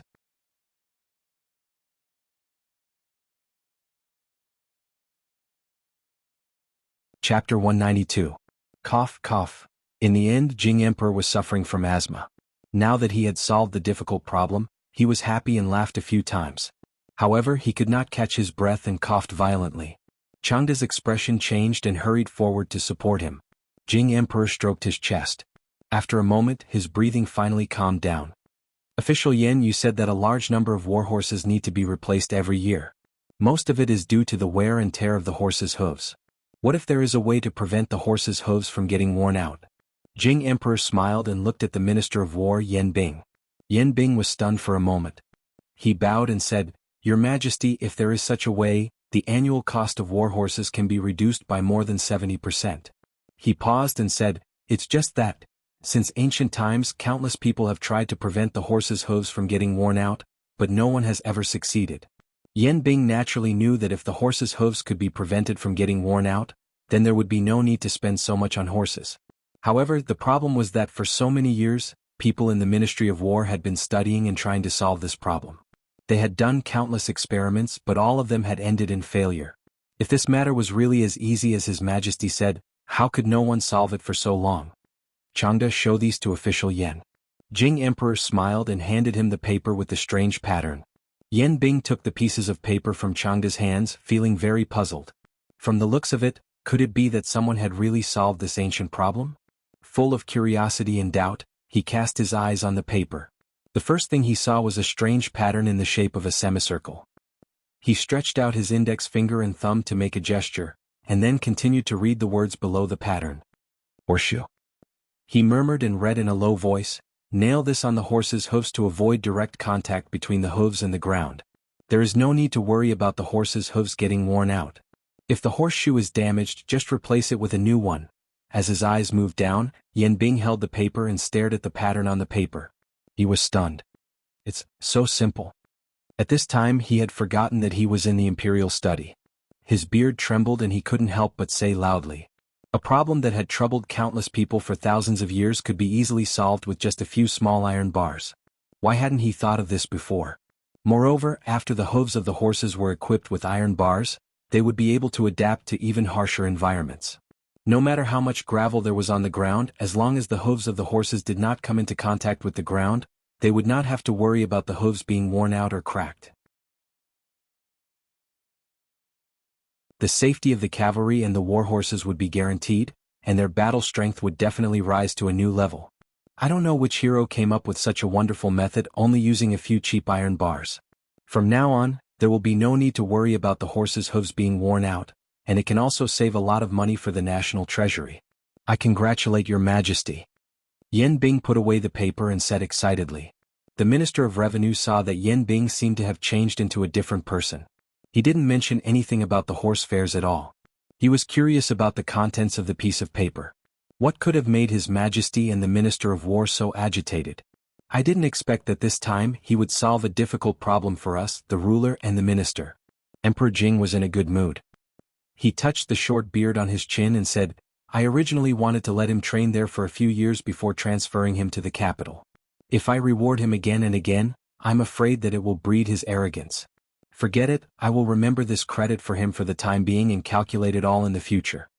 Changde naturally knew who the he that Emperor Jing was talking about was, but the two ministers were confused.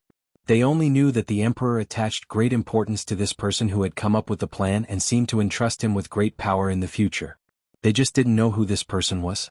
After all, they had been the ruler and the minister for so many years, but they had never seen His Majesty attach so much importance to anyone.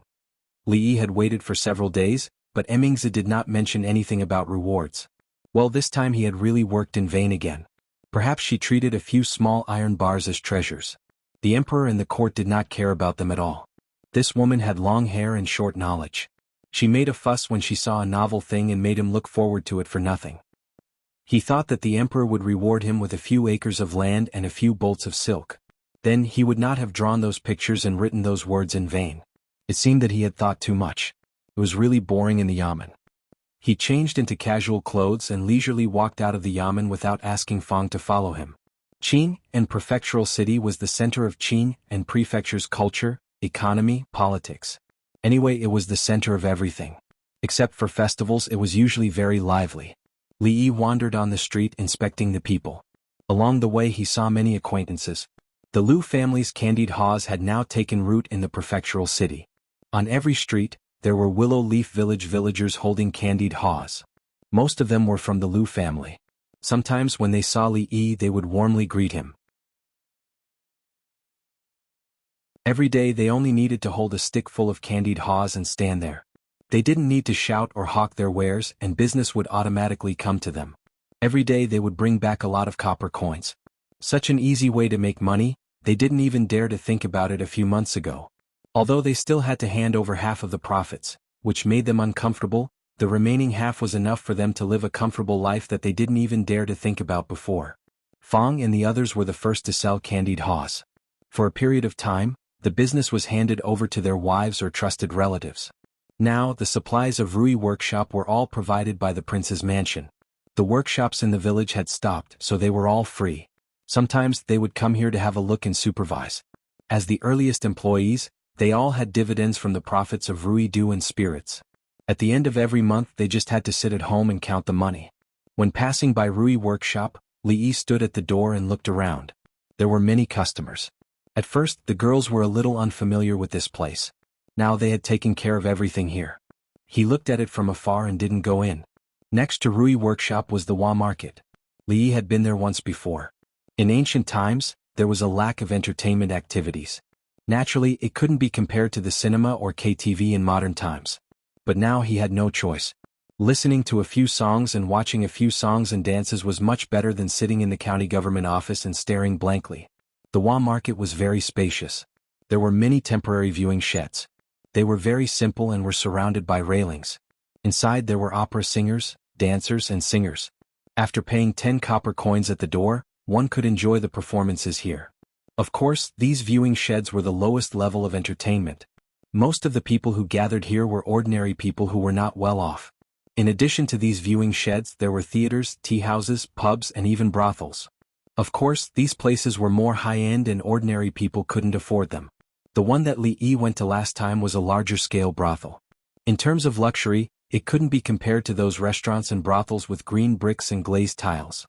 But it was much better than those simple viewing sheds. "Sir, what would you like to order?" It was still the waiter from last time. When he saw someone coming in he asked with a smile. "What do you have here?" Li Yi had drunk a lot of tea in the government office recently. Moreover, the tea here didn't taste good. He didn't plan to drink it this time. "Tea," the waiter said with a smile. "What else?" "Only tea." The waiter smiled a little awkwardly.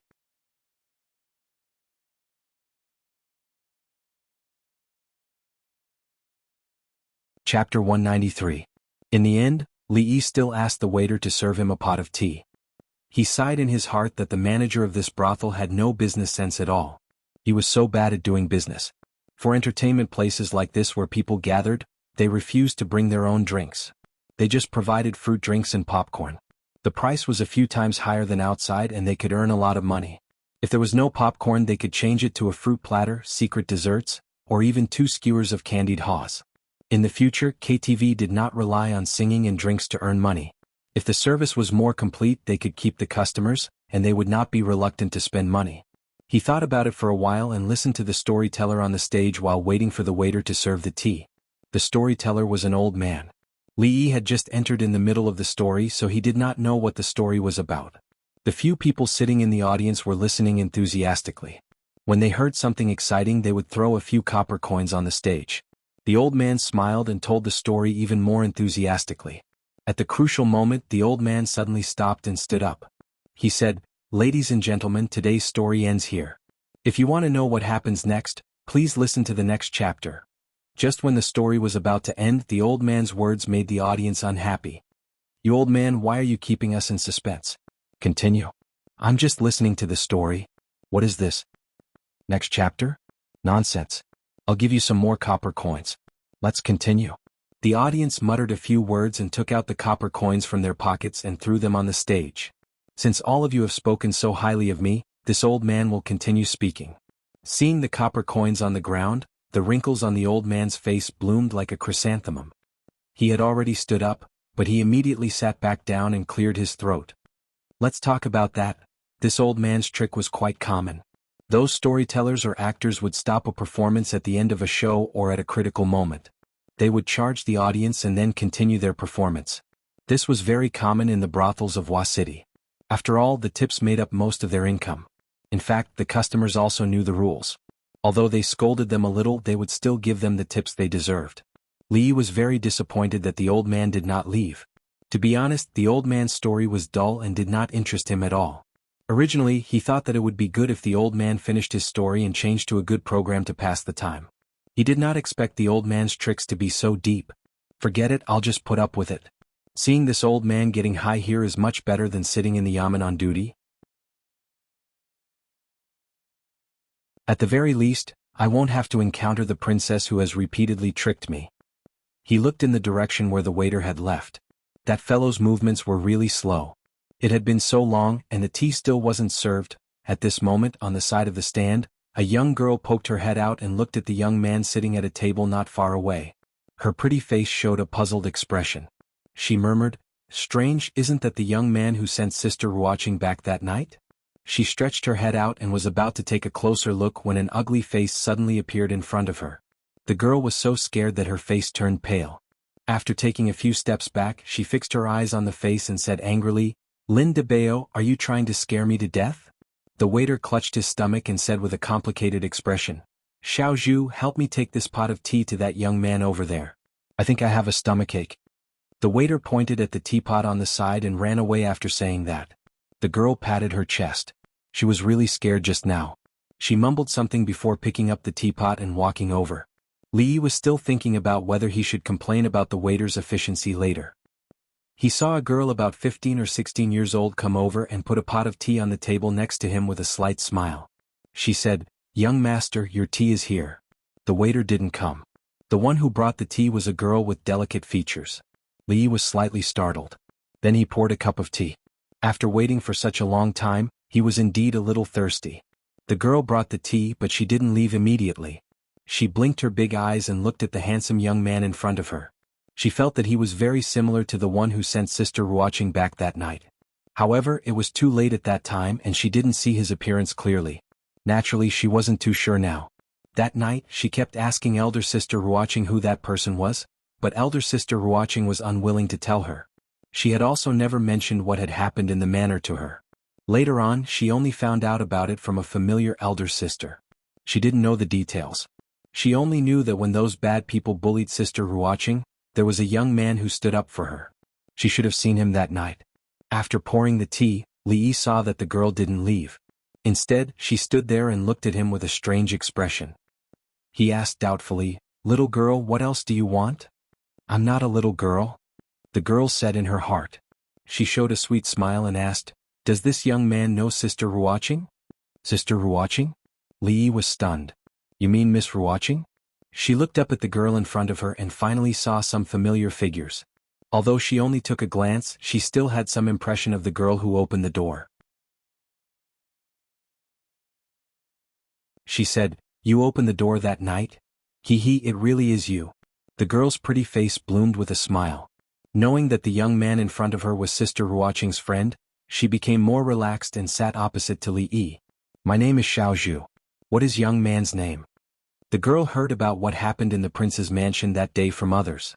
She had a good impression of the young man who helped Sister Ruoqing, so she took the initiative to talk to Li. "Piglet?" Li didn't have time to tell the girl his name. He was surprised by the name Piglet. How could such a lively girl have such a name? He didn't know what her parents were thinking. Although it was popular in this era to have a cheap name, but for a girl to have such a name, how much criticism must she have suffered since she grew up? The girl saw Li Yi's expression and knew what he was thinking. After all, since she was young, many people laughed at her because of this matter. Her real name was naturally not Xiao Zhu but Qin Yuzhu. Only people who were familiar with her would call her that. Originally, she felt that this young man was handsome and familiar with Sister Ruoqing, so she was naturally closer to him. However, thinking that he actually misunderstood her name, the girl couldn't help but pout. "Stupid young man, my name is Qin Yuzhu, the Pearl of Zhuyu, not the kind with a long nose and big ears." She pouted and muttered a few words. Of course, the first 3 words were said in her heart. After listening to the girl's explanation, Li realized that he misunderstood her name. In order to cover up his embarrassment, he took a sip of tea and asked, "When will this storytelling end? What's the next performance?" The girl wrinkled her nose and asked, "Is Grandpa Sun's storytelling not good?" "It's just SOSO. The old man didn't have it easy, so Li didn't belittle him too much and said casually, "Grandpa's son is the best storyteller in the brothel. His stories are also the most popular in the market. Many people like his storytelling. It's not ordinary." The girl was a little unhappy with what Li said.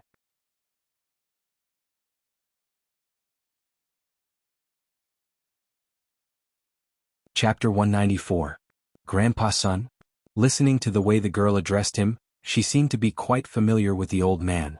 However, although the old man's storytelling ability was very good, the story itself did not appeal to him.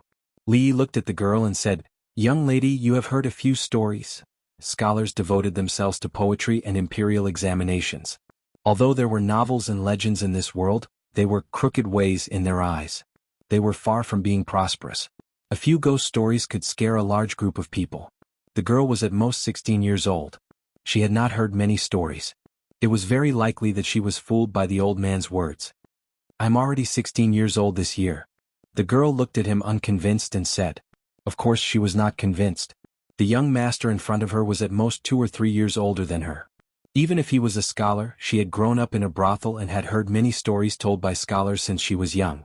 After so many years, how could she be convinced when Li said in a childish tone, "How many stories have I heard at such a young age?" She had been trained as an actress since she was a child. After listening to stories for a long time, she was familiar with these routines. Even if she was asked to go up and say a paragraph now, it would not be a problem. Li saw the stubbornness on the girl's face. He felt a little funny in his heart. He took a sip of tea and asked, "What stories have you heard?" "A lot." The girl curled her lips and said a lot of things as if she was showing off a treasure. Li was a little surprised. He did not expect this girl to have heard a lot of stories. In order to kill time, he would sometimes buy some popular ghost stories on the market, novels and legends. However, after reading them a few times, he found that the content inside was dull and lacking in imagination. It was better to find books in the library. Of course, it might be because he came from the 21st century. His knowledge was much more than the ancient people here. There was never a lack of these in the library. The stories that circulated in the streets were novel enough for the people here. Among the books that the girl had just mentioned, many of them were inferior novels that he had seen in the market before. There were also some that he had never heard of, but this was not surprising. This world was similar to a parallel space. Although the historical trajectory before the Tang dynasty did not change much, the details were very different. Some famous people did not exist, such as Li Bai and Du Fu. There were also many unfamiliar names. As for the literary works, of course they were different. The little girl's tone was filled with dissatisfaction, showing off, and contempt. However, in front of a scholar who only knew how to study, she indeed had the right to be arrogant. Looking at the proud expression on the girl's face, Li smiled and asked, "Little girl, you've heard a lot of stories?" "Of course." The girl's expression became even more proud, but after a moment, it froze on her face. "Have you heard of the legend of the white snake?" Li looked at her and asked with a smile. "What? Legend of the white snake?" The girl was slightly startled and gently shook her head. "What about Journey to the West? A Chinese ghost story, painted skin?" As the girl shook her head, she began to doubt her life.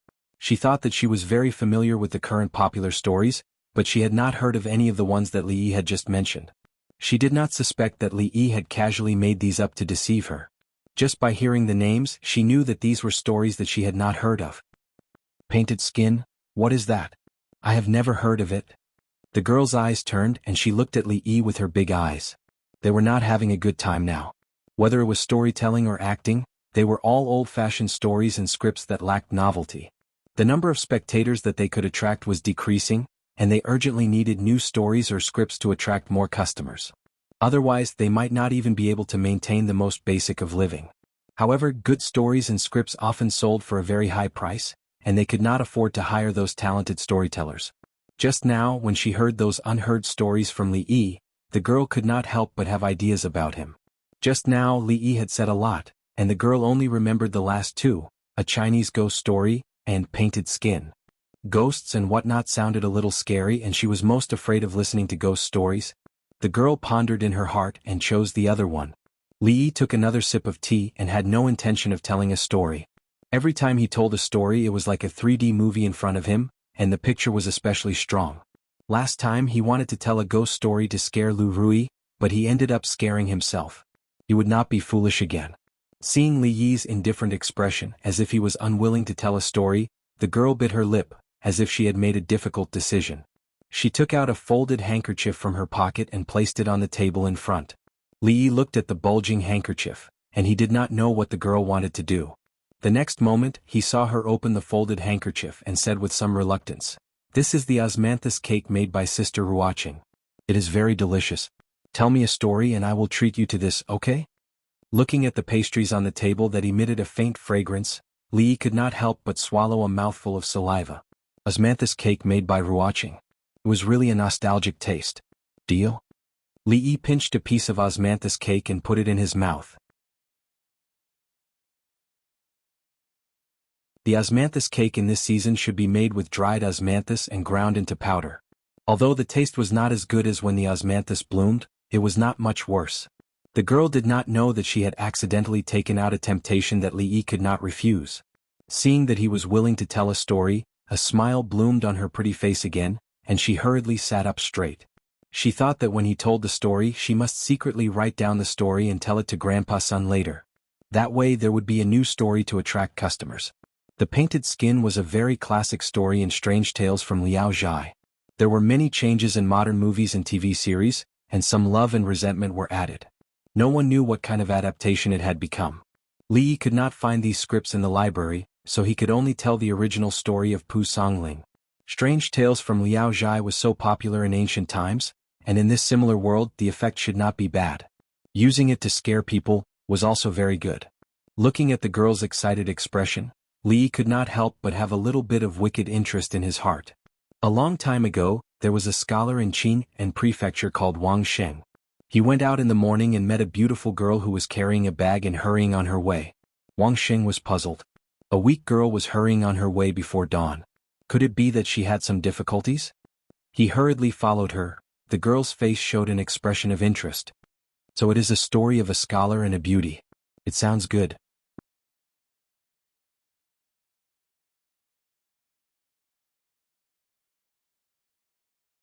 Chapter 195. The woman said that her parents wanted to sell her to a rich family as a concubine. She couldn't bear it, so she secretly ran away. She didn't know where she wanted to go. Wang Sheng saw that the woman was beautiful and traveled alone. He was tempted and invited her to his home. In order to see Rui's frightened expression, Li Yi had told her the story of the painted skin. Now he was familiar with it. He ate the osmanthus cake given by the young girl and drank a cup of tea to moisten his throat before continuing. The young girl had a general idea of what kind of story this gentleman was telling based on her years of experience listening to books. The scholar named Wang Sheng helped the woman who was in a hurry. The woman was grateful and decided to stay at his house. The two of them spent a long time together and fell in love with each other. When Wang Sheng was studying hard at night, the woman would stay by his side. Finally, her hard work paid off. Wang Sheng went to the capital to take the imperial examinations and became the top scorer. He returned to his hometown in glory. From then on, the two of them lived happily together and became a story to be told.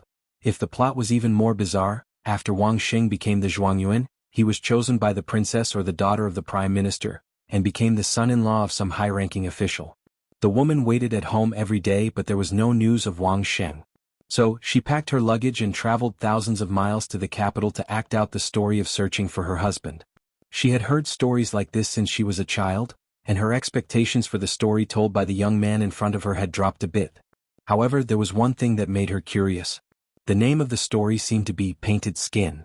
What did painted skin mean? Was Wang Sheng's painting skills very exquisite? Wang Sheng and the woman spent a few days together. One day he was bumped into by a Taoist. The Taoist turned around and saw Wang Sheng.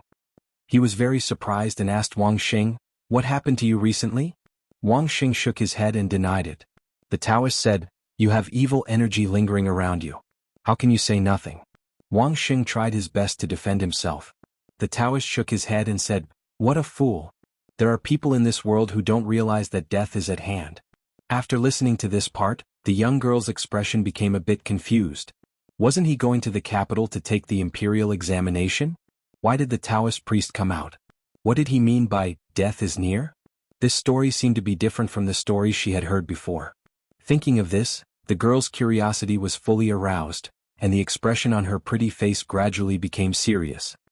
When Wang Xing returned home, he discovered that the courtyard gate was blocked from the inside, and he couldn't enter. He suspected that it was the person blocking the door, so he climbed over the broken wall and tiptoed to the window to peep. He was so scared that all his hair stood on end. He saw a ferocious-looking demon with emerald skin and long, sharp teeth, like saws. The evil ghost spread a piece of human skin on the couch and started drawing on it with a colored pen.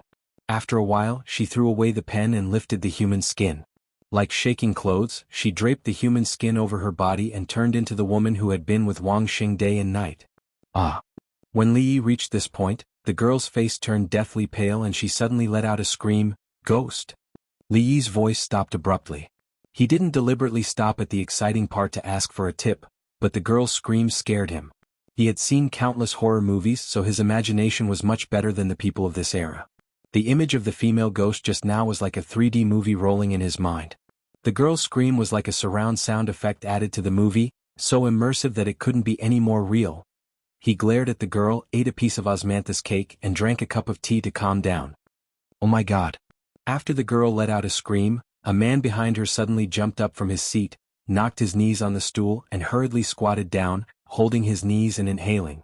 "Little girl, what are you yelling for?"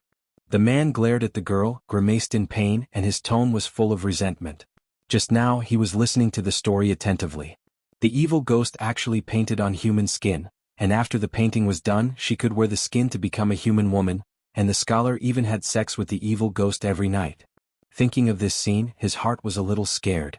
This was 2F** King scary. Suddenly hearing the girl's ghost scream, he was scared out of his wits, and all the hair on his body stood up, and he subconsciously jumped up. "That's right, listen to the story, don't yell blindly." Scholar, continue to tell the story. What happened to Wang Xing after he saw the female ghost? There were a few men sitting around the big man, and they were probably eavesdropping on Li Yi scaring the girl. He was kind enough to tell the girl a story and they were startled by the scream just now. When they came back to their senses they all urged. On the platform not far away, the old storyteller's voice became smaller and smaller, and a surprised look appeared on his face. Just now, the guests who were listening to his story, what did they do over there? He had already told an important story, and according to the usual practice, these people would be happy to hear it, and they would definitely give him money. But now even the people were gone, so what King money was there to give?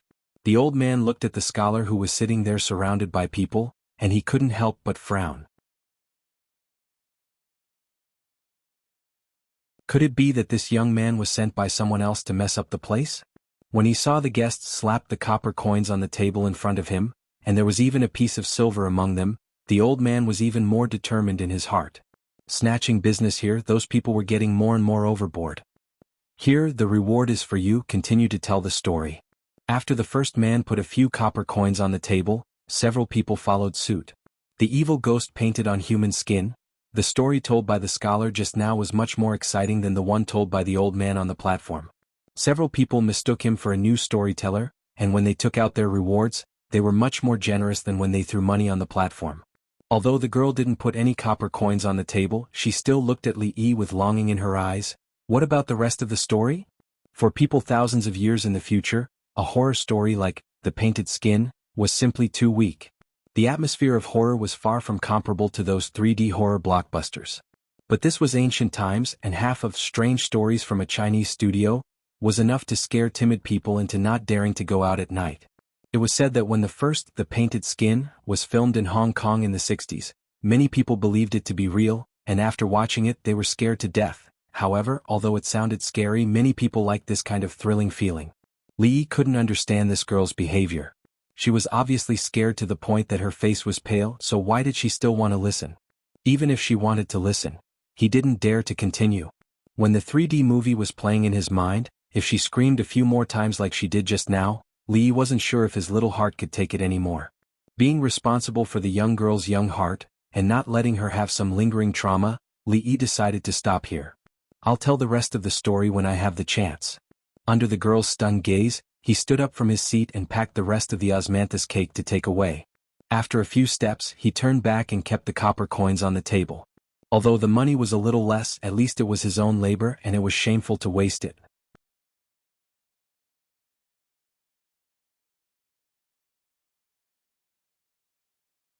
Chapter 196. The girl called Xiao Zhu watched as Li Yi took away the rest of the osmanthus cake along with her handkerchief.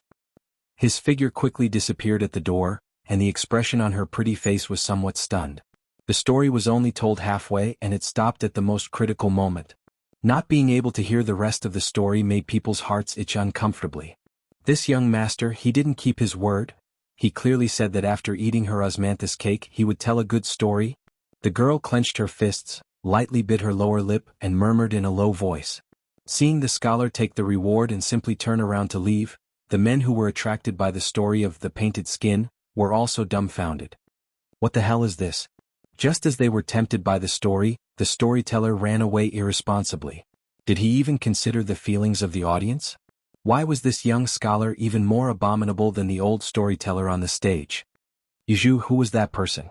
The old storyteller came down from the stage and walked to the girl's side. He looked in the direction of the door and asked. Although the story was not finished, there was no one here to listen to him.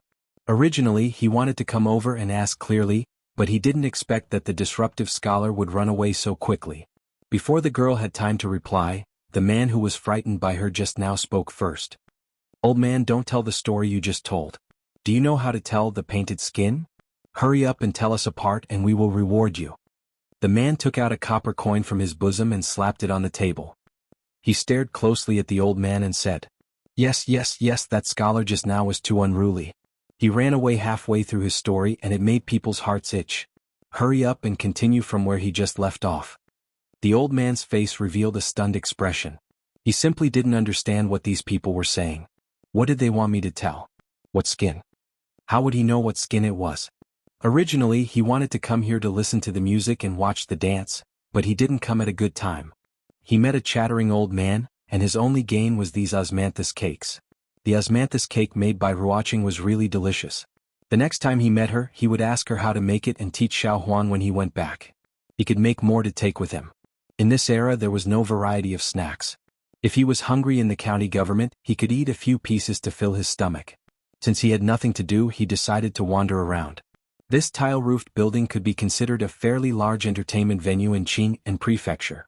It was an extremely wide square with all kinds of tile-roofed houses. Other than the large and small booths used for performances, there were also many merchants. On both sides of the square, a dazzling array of goods were displayed.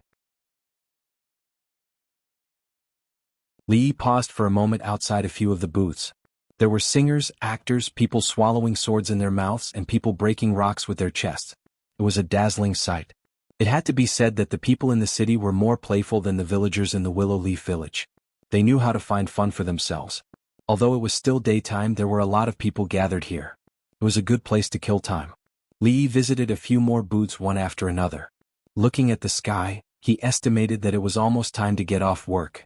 After patrolling outside for so long, it was time to go home for dinner. On his way back, he passed by a certain brothel. The eyes of a girl who was standing at the door to receive customers lit up. She hurriedly took a few steps forward and grabbed his arm. "Child, come in and play." Her coquettish voice gave Li Yi goosebumps and he hurriedly flung his arm away from her hand. The brothel here was not as high-end as the Jade Courtyard. There were no prostitutes to accompany you to recite poems and songs, talk about life and ideals. The purpose of men coming here was very simple, which was to satisfy their physiological needs. Li Yi had endured for more than 20 years in his previous life. He had only experienced a few months in this world, so his physiological needs were not so strong. Moreover, in any case he could not give up his first time here. The heavily made-up brothel girl saw that the handsome young man in front of her didn't seem to have that kind of intention. She wanted to give up, but she was unwilling. It was very difficult to meet such an outstanding customer here. She simply clenched her teeth and said, "Young master, come in with me. I won't take your money." Although she was a prostitute and was in the flesh business, she would still be a little annoyed when she had to face those old and ugly patrons every day. If she could have sex with such a young gentleman, she would be willing to pay for it. No charge. Li Yi was shocked because of this sentence. It turned out that what Li Xian said last time was not a lie. He could really go to a brothel without paying for it. However, the situation now was a little different. This girl with shining eyes did not give him such a big discount because of some poems or essays. Most likely it was because he had the potential to be a gigolo. He struggled out of the girl's hand as if he was escaping. The girl seemed to be very disappointed. In the end, she even showed that she wanted to pay for it. After apologizing repeatedly, Li Yi hurriedly left. He secretly sighed in his heart. The young ladies in this world are really passionate and unrestrained. After leaving Hua City, he was not in the mood to stroll anymore. When he returned to the county government, he directly went to the back office to ask Fong to go back with him. Your Excellency, Brother Fong went out to buy something. When Fong was not there, a Yamen runner ran over and said.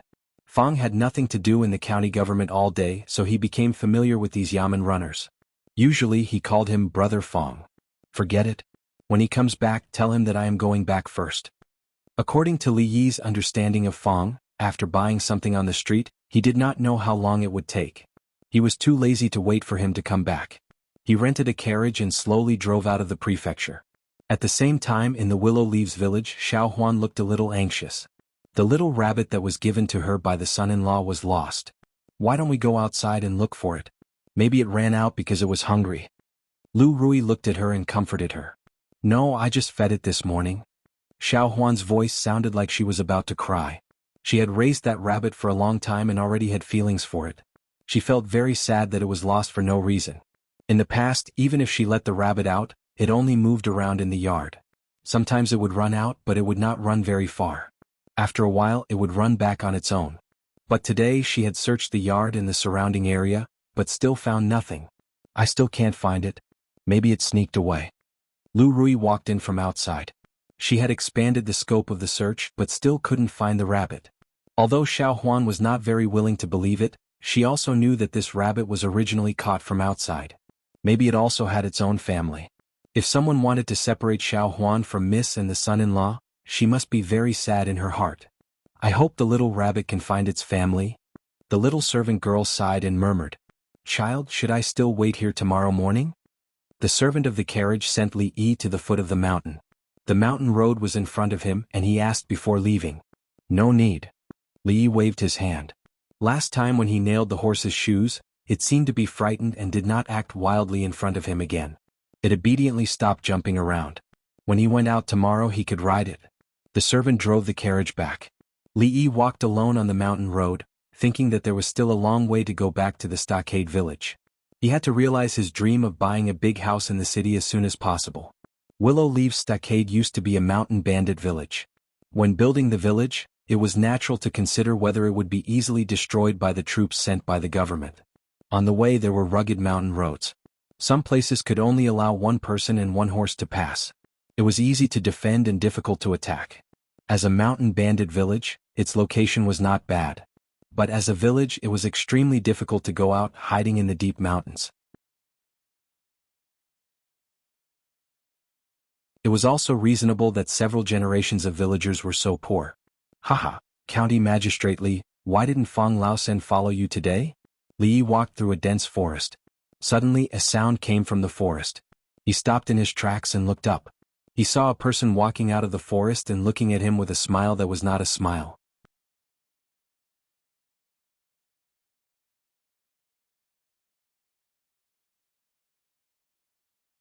Chapter 197. Wooing. Li Yi frowned when he saw the young man walking out of the woods with his hands behind his back and blocking his way home. Although he was not familiar with the person in front of him, he was definitely not a stranger. On the first day when he was caught by Lu Rui, it was this person who broke into the house with his second aunt. It seemed that he had been thinking about Rui for a long time. Li Yi had only met him a few times in the stockade village. Wu Ying's attitude towards him was not friendly. Wu Ying was the nephew of his second aunt. Although his surname was not Lu, he often came to the stockade village and was very familiar with the people of the Lu family. He could be regarded as half a member of the Willow village. Meeting him here was beyond Li Yi's expectation. What he said just now seemed to have a hidden meaning. Li Yi heard a trace of malice from his tone. This malice was no longer just unfriendly. What do you mean? Li Yi looked at him and asked with a frown. You will know what I mean in a moment. Wu Ying showed a cold smile and strode towards him. Seeing that he came with bad intentions, Li Yi's face changed slightly. Rui had warned him a long time ago to be careful of Wu Ying. Wu Ying had been apprenticed to a powerful figure in the martial arts world and his martial arts skills could not be underestimated. Li Yi knew that even though he had been trained by Rui for a long time and was no longer a weak scholar, He was still far from being Wu Ying's opponent. He subconsciously drew out the waist knife that he carried with him. Although he knew that he could not beat him with a weapon, it was better than fighting with his bare hands. Wu Ying's lips curled into a cold smile. Li Yi raised his saber and slashed at him. Wu Ying's body swayed slightly and he easily dodged the attack. In the next moment, his figure disappeared before Li Yi's eyes. Li Yi instinctively felt danger, but before he could react he felt a sharp pain at the back of his neck and then he felt everything go black. Shit. The last thing he could think of was that he regretted leaving alone without Fong, Lord County Lieutenant. Oh. Wu Ying snorted coldly. A look of disdain appeared on his face as he spat on the ground. He bent over and put Li Yi on his shoulder.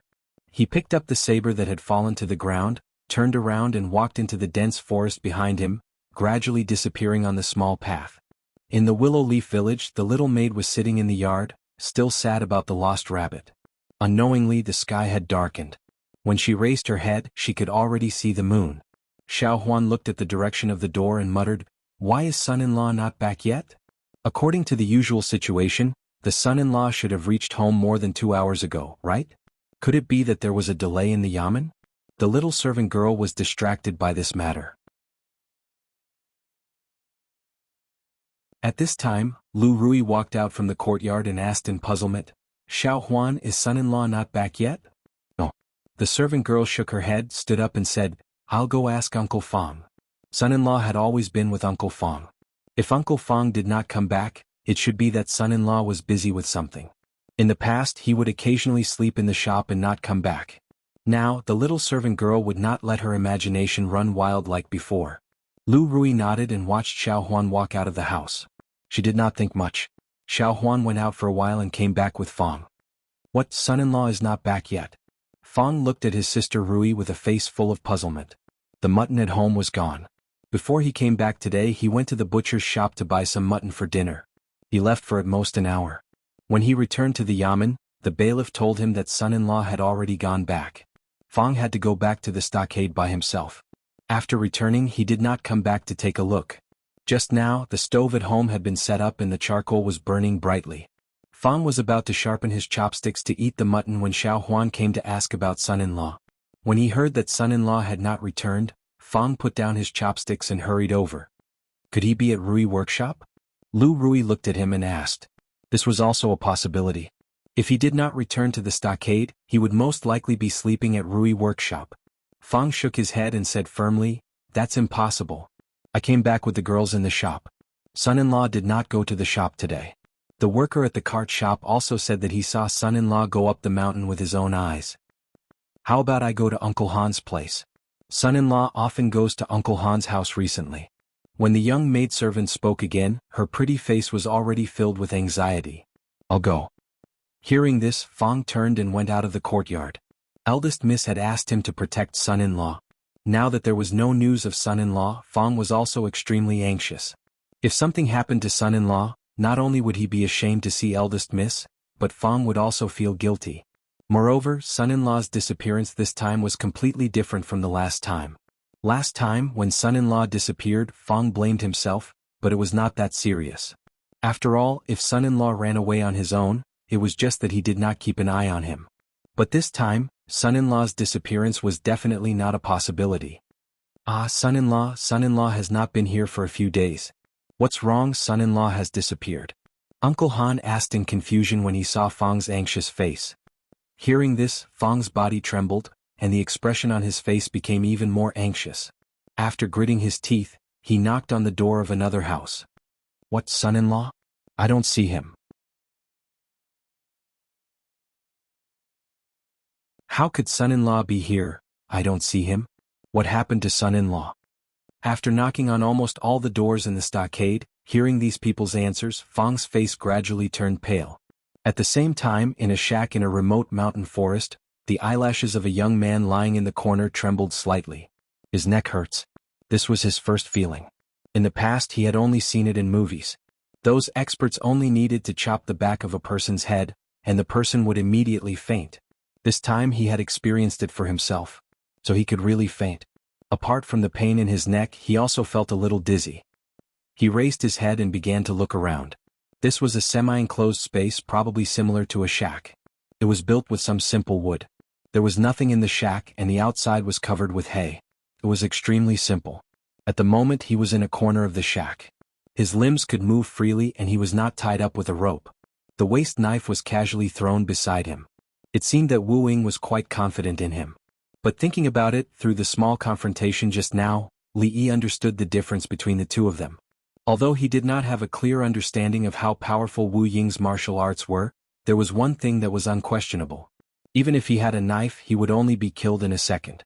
Now was not the time to think about how powerful Wu Ying's martial arts were. Thinking of a way to escape was the most important thing. Usually, the bad guys that he met would at least be reasonable. Encountering this kind of guy who would fight at the slightest disagreement, Li Yi was also very helpless. Other than a little pain in the back of his neck and some discomfort in his abdomen, the other parts of his body did not feel any discomfort. He tried to stand up from the ground. At this moment, a figure walked in from the outside. "You woke up so quickly. Faster than I thought." Wu Ying looked at him coldly and said mockingly, "Tell me, what do you want?" Li Yi patted the dust off his body and replied indifferently, "I thought that Rui chose a trash. I didn't expect that you really have some guts." Wu Ying looked at him and frowned. He still had a mocking tone. He thought that after this scholar woke up, he would definitely cry and beg for his life. He did not expect that he would have such an attitude. He was just a weak scholar. Where did his confidence come from? He did not answer Li Yi's words. He looked at him and said, "Do you know, since I was very young, I had already decided to marry Rui." Speaking of this, his eyes suddenly became sinister. "That night, if it wasn't for Rui stopping me, I would have really killed you." Li Yi patted the dust off his clothes, tightened his sleeves and said indifferently, "And then? Could it be that this was the reason why he kidnapped him?" Since he did not hide his true face at all, it seemed that he did not intend to leave him alive. Some people in this world were really King crazy. Of course, now she is no longer worthy of me. Wu Ying's expression was a little disgusted. He looked at Li Yi again and said, "Hand over the formula of Rui Du and liquor, and I will spare your life." Li Yi twitched the corner of his mouth. This kind of words could deceive others but not him. According to the plot of the TV series, whenever a bad guy said such words, he must be thinking of killing immediately after getting the secret. It turns out that it's just for the formula of Rui Du and liquor. You should have said it earlier. Why bother? He waved his hand and said, "Rui Du and liquor are actually the same thing. The key is how to purify the alcohol. The equipment for purifying alcohol is a bit complicated. You can't understand it if I explain it like this. How about I wait for you here? You go back and get a pen and paper. I'll draw it for you." Wu Ying sneered and said, "Do you think I'm stupid? If I leave, will I still see you when I come back?" "That's your fault." Li Yi's face showed shame and annoyance as if he had been greatly insulted. He walked in front of Wu Ying, pointed at his nose and said, "A scholar doesn't lie. I said I'll wait for you here, so I'll wait for you here." Buzz. Before his voice died away, a light sound came from his sleeve. A black light spot quickly enlarged in Wu Ying's eyes. "Thank you, Uncle Han." Li Yi thought to himself.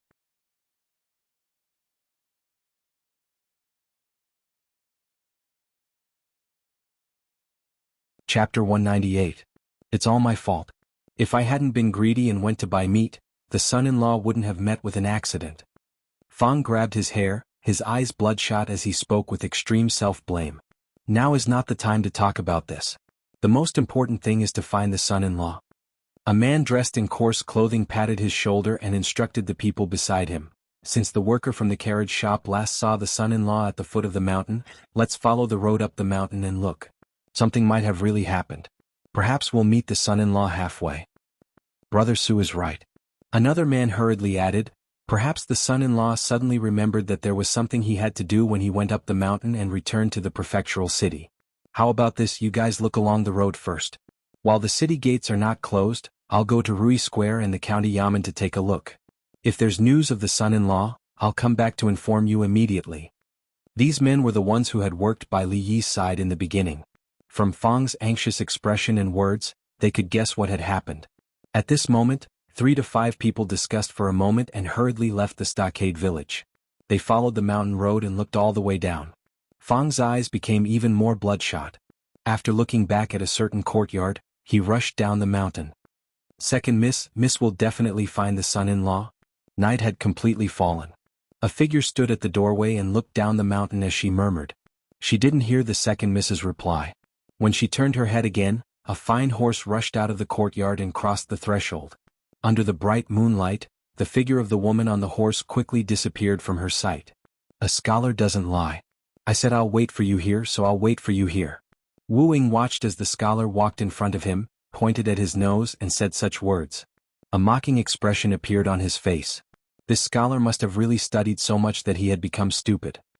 He was delusional enough to use such words to deceive him.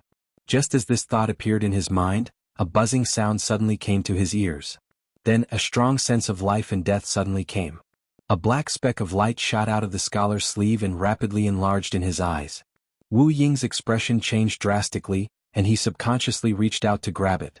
However, the reason why Li Yi had walked so close to him just now was so that he wouldn't have time to react. The last thing Wu Ying saw was an expanse of blood red. A shrill voice suddenly came out from the shack. Wu Ying held the arrow in his eye with one of his hands.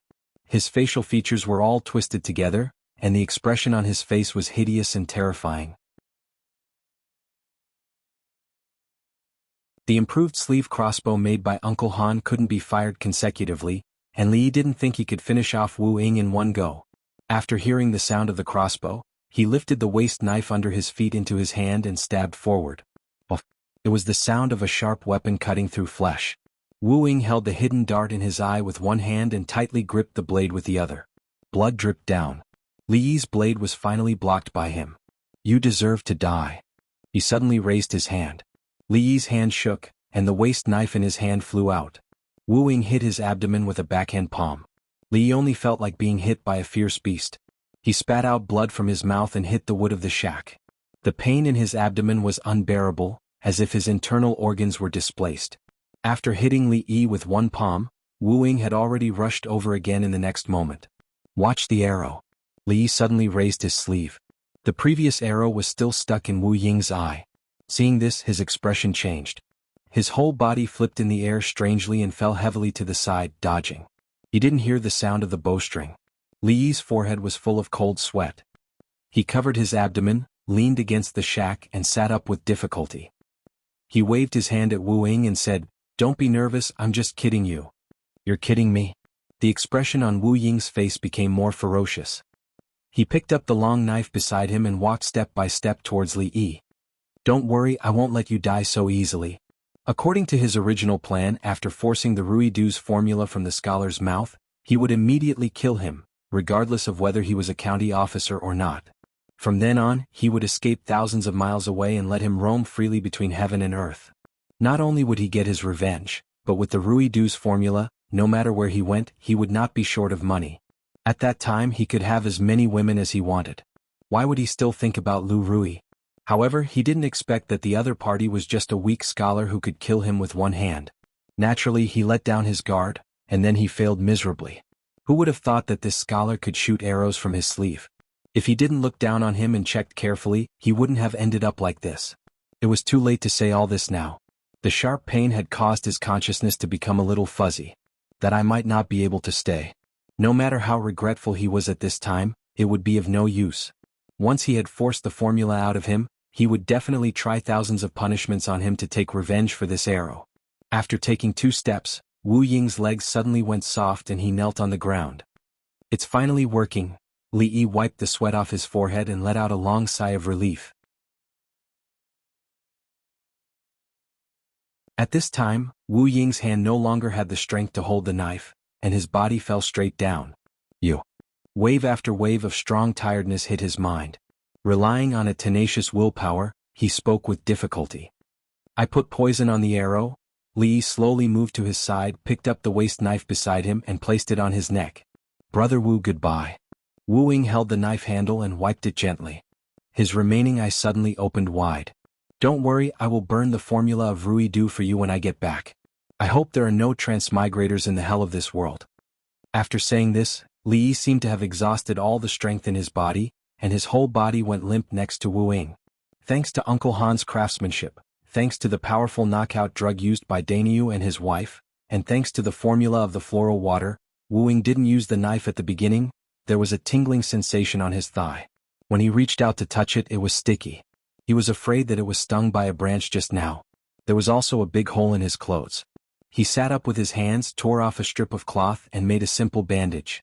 Only then did he turn to look at Wu Ying. This guy was simply a psychopath. On the first day after transmigrating, he was taken back to the village.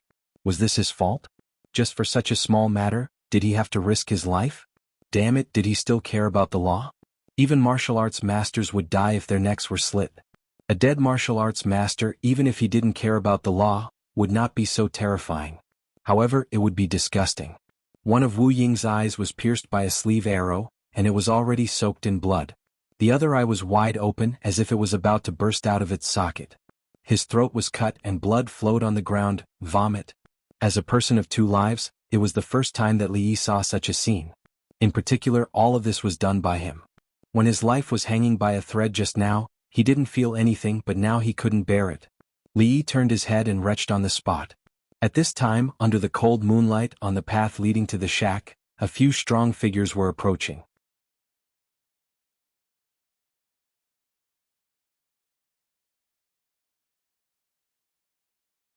Chapter 199. Their footsteps were steady and unhurried. From time to time, they would step on the dead branches on the ground and make a crisp sound, startling the birds that were resting in the forest at night.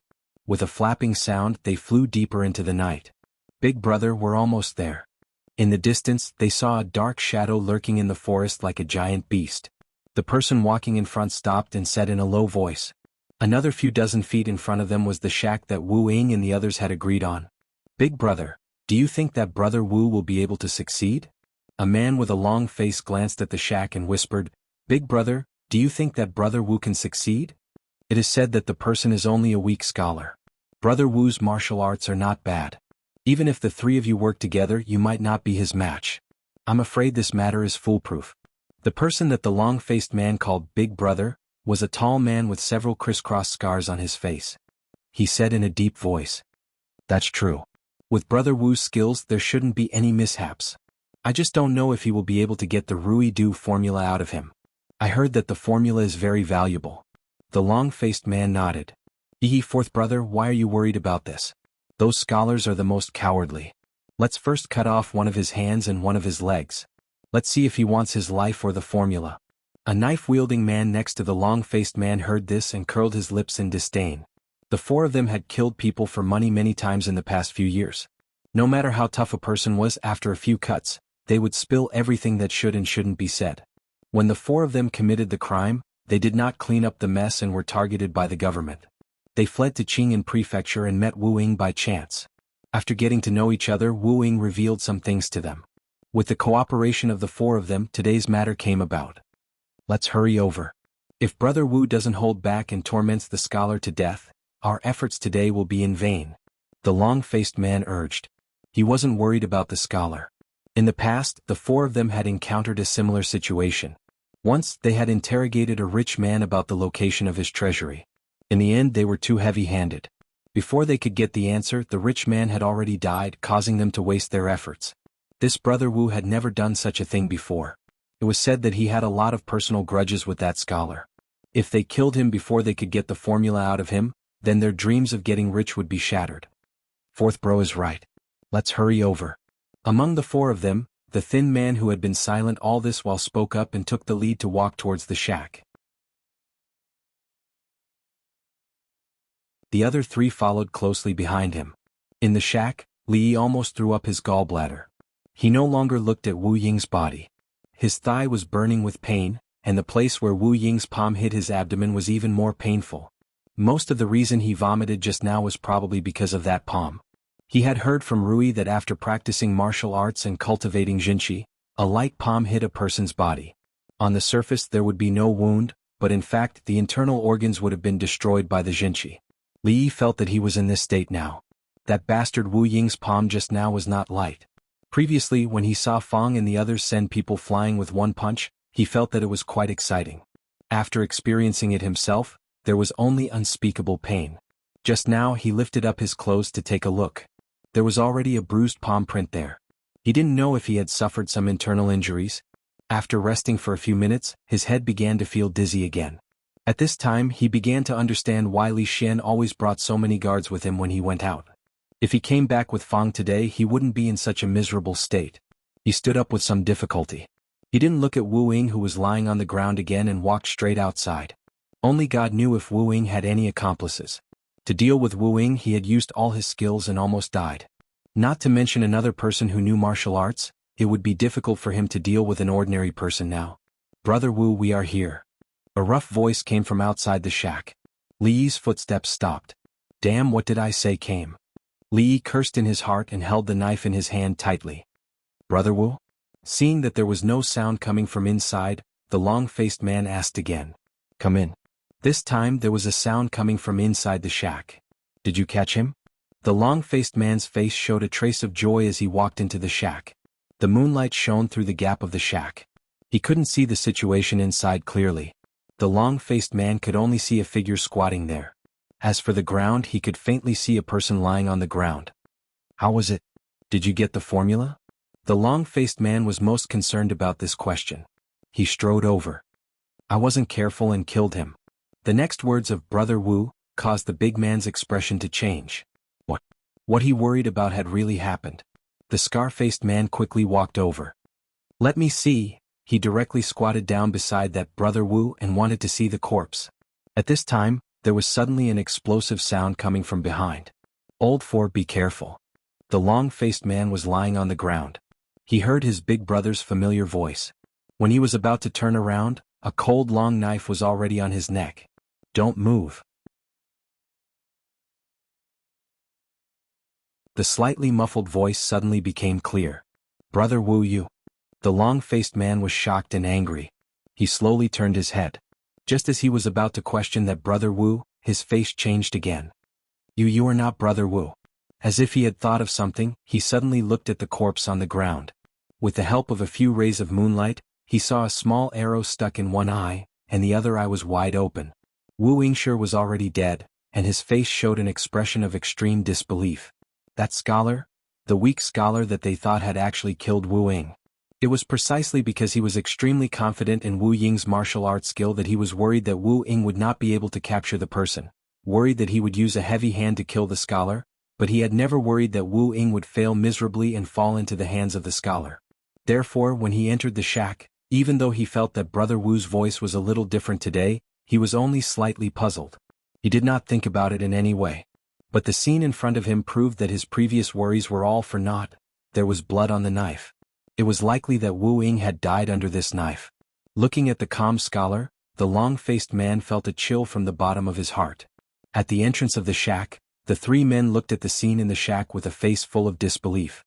Wu Ying was dead. Old Four had a knife on his neck. Was this the weak scholar that Wu Ying had mentioned? "It's very uncomfortable to squat down. Please cooperate and stand up." As the few of them were shocked, the scholar's voice came over.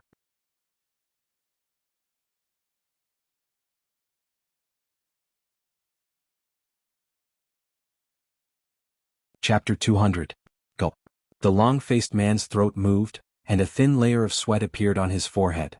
The ice-cold long saber was placed on his neck, and with just a little bit of force, a very fine line of blood seeped out. He didn't dare to delay and slowly stood up. Don't be rash. Let's talk." The long-faced man's voice trembled as he hurriedly said. Wu Ying's neck had clearly been cut by someone. He didn't want to be lying on the ground in the same position as him in a moment's time. After all, he and Wu Ying didn't have much of a friendship. They were only using each other out of mutual benefit. He didn't want to avenge him and didn't want to die with him.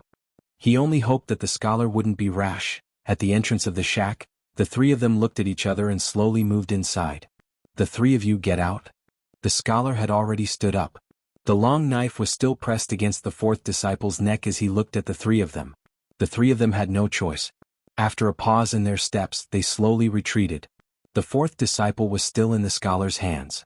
If they acted rashly and angered him, the scholar's hand would shake and the fourth disciple's head would be gone. They could only follow his wishes and temporarily retreat. The scholar seemed to have suffered serious injuries and probably wouldn't last much longer. At this moment, the three of them were shocked and depressed. When Wu Ying had first told them about this scholar, his tone had been nonchalant and extremely disdainful. He had taken on everything by himself. As long as the four of them came here at night and forced the formula out of the scholar's mouth, they would immediately form a group and escape from Qing and Fu. If they encountered soldiers, the 5 of them working together would have a higher chance of escaping. Unexpectedly, they had come according to the agreement, but Wu Ying had kicked the bucket. He would never be able to fulfill the agreement and had died at the hands of the weak scholar he had spoken of. He had even dragged the 4th disciple down. Thinking of Wu Ying's description of the scholar, the 3 of them cursed in their hearts at the same time. Mother Cur, was this really a scholar who didn't even have the strength to truss a chicken? After dealing with Wu Ying, he was still able to calmly pretend to be him and hold the knife against the 4th disciple's neck. Who was the fugitive here? At this moment, the fugitive in their hearts was holding a long saber, his face extremely pale. A deep sense of exhaustion entered his mind, and Li bit the tip of his tongue, instantly becoming more clear-headed. For people, including the horse-faced man who was temporarily held hostage by him, there were a total of 4 people on the other side. In a one-on-one fight, he was definitely not a match for any of them. If he hadn't used the cover of the night and pretended to be Wu Ying to deceive this man, he would have fallen into the tiger's mouth right after escaping from the wolf's claws. Why did he always meet such a bastard? What happened to the protagonist's halo? The current situation was actually not optimistic. Although he had used this man to temporarily restrain these people, he still could not escape. He did not have the physical strength to hold the knife against the man's neck while walking back. Thinking of this, he suddenly felt a chill under his feet. He looked down and saw that his left foot was only wearing a sock. He did not know when he had lost one of his shoes, but he did not notice it earlier. He sighed softly. Even though the situation was not optimistic, he still could not give up. He bit the tip of his tongue again to wake himself up a little. Now there was no need to rush to leave. He needed to recover some of his physical strength first so that he would have the strength to negotiate with these people later. Otherwise, when his body could not take it anymore, he would inevitably have to face another tragedy. Although the formula of the Ruidu was important, it was more important to stay alive. Big brother, is that scholar really going to slit the 4th disciple's neck? Outside the shack, the tall man holding the knife looked at the scar-faced man and asked worriedly. No, that scholar is a smart person. He would not understand that if he killed the 4th disciple, he would not be able to escape. Before the scar-faced man could speak, the thin man spoke first. That's right. The scar-faced man said in a deep voice, if he wants to live, he will not touch the 4th disciple. Although I do not know how he killed Brother Wu, he seems to have suffered quite a serious injury. With the 4th disciple's intelligence, nothing serious will happen to him. We can just wait here. I think it will not be long before he comes out on his own. Before the scar-faced man could finish his words, the expressions of the 3 changed at the same time and they looked in the direction from which they came. Under the moonlight, a faintly discernible shadow was rapidly approaching. Who is it? The 3 of them turned at almost the same time. The shadow's speed was extremely fast. In the time of 2 breaths, the 3 of them saw a fine horse galloping in their direction and a young woman on the horse. The woman held a small piece of cloth in her hand. She flew down from the horse and looked ahead coldly. In the middle of the night, in the wilderness, there was actually such a woman. The 3 of them were extremely surprised. Big brother, second brother, could it be that the heavens know that we brothers are lonely at night and have specially sent us a beauty to relieve our boredom? The man holding the knife was stunned for a moment. Using the moonlight, he saw the woman's face clearly. A lustful smile appeared on his face and he walked towards the woman. Although he did not know why the woman would appear here, the reason was not important. What was important was the result. The horse found its way here and did not advance any further. The woman held the piece of cloth she had picked up on the mountain path in her hand. When she looked at the shack in front of her, she paused for a moment. Among the withered branches and withered leaves on the ground, a shoe appeared out of place. Under the moonlight, it looked extremely out of place. The smell of blood, the faint smell in the air made her heart sink. Where is Li? She raised her head and looked at the man who was walking towards her and asked coldly, Li? When the man holding the knife heard this, he was stunned for a moment. Then he remembered that this was the name of the scholar that Brother Wu had mentioned. So this woman had come to find the scholar. What a coincidence. If he could capture her, the scholar would no longer be a threat to the 4th brother. Moreover, this woman looked. When he thought of this, an inexplicable smile appeared on his face. You're talking about that scholar? He's dead. He looked at the woman and said, in my opinion, you don't have to look for that scholar. Which one of us brothers isn't thousands of times better than him? He's dead. This sentence kept echoing in the woman's ears. Her body trembled and her face instantly turned pale. In the end, I'm still too late? Third brother, capture her first. We'll talk about other things later. The calm man said aloud. The third brother had always been a lustful person and had made many mistakes in the past. This woman's appearance was strange. It was most important to first capture her and use her to threaten the scholar. I say, second brother, why are you always so rude? Don't be rude to this beauty. Look at her little face. The man who was called the third brother put down his knife and a teasing expression appeared on his face. He reached out to touch the woman's pretty face. He's dead. Why are you still alive? At this moment, a cold and emotionless voice suddenly rang in his ear. The man was stunned. In the next moment, a white light flashed in front of him. Ah! His eyes suddenly widened and he covered his throat with both hands. He struggled to breathe, but it was all in vain. Blood flowed out from the gaps between his hands and his body fell straight to the ground with a dull thud.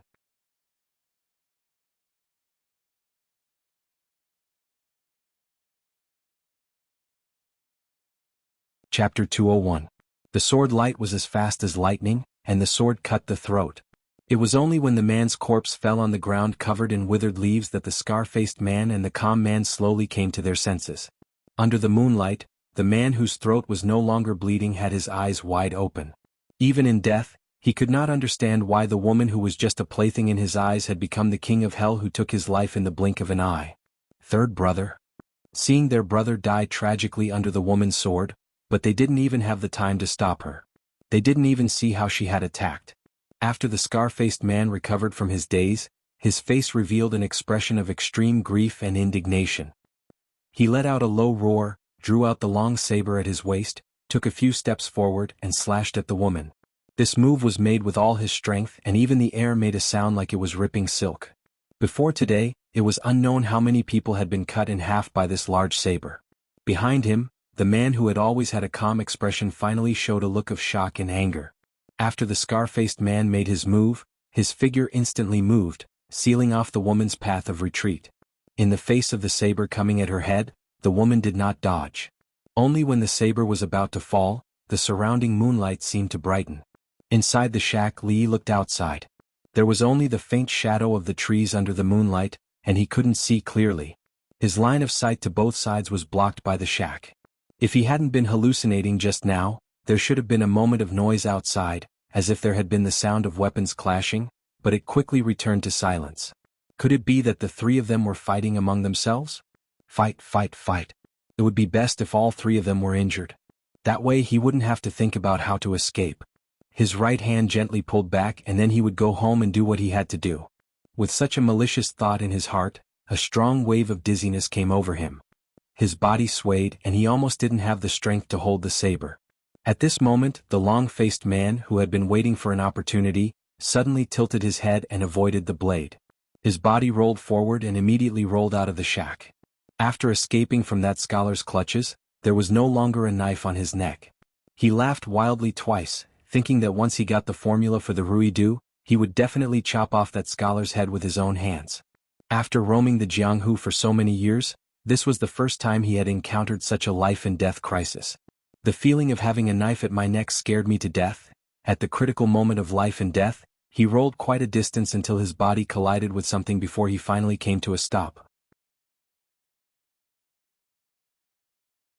The long-faced man was about to use his hands to support his body and stand up.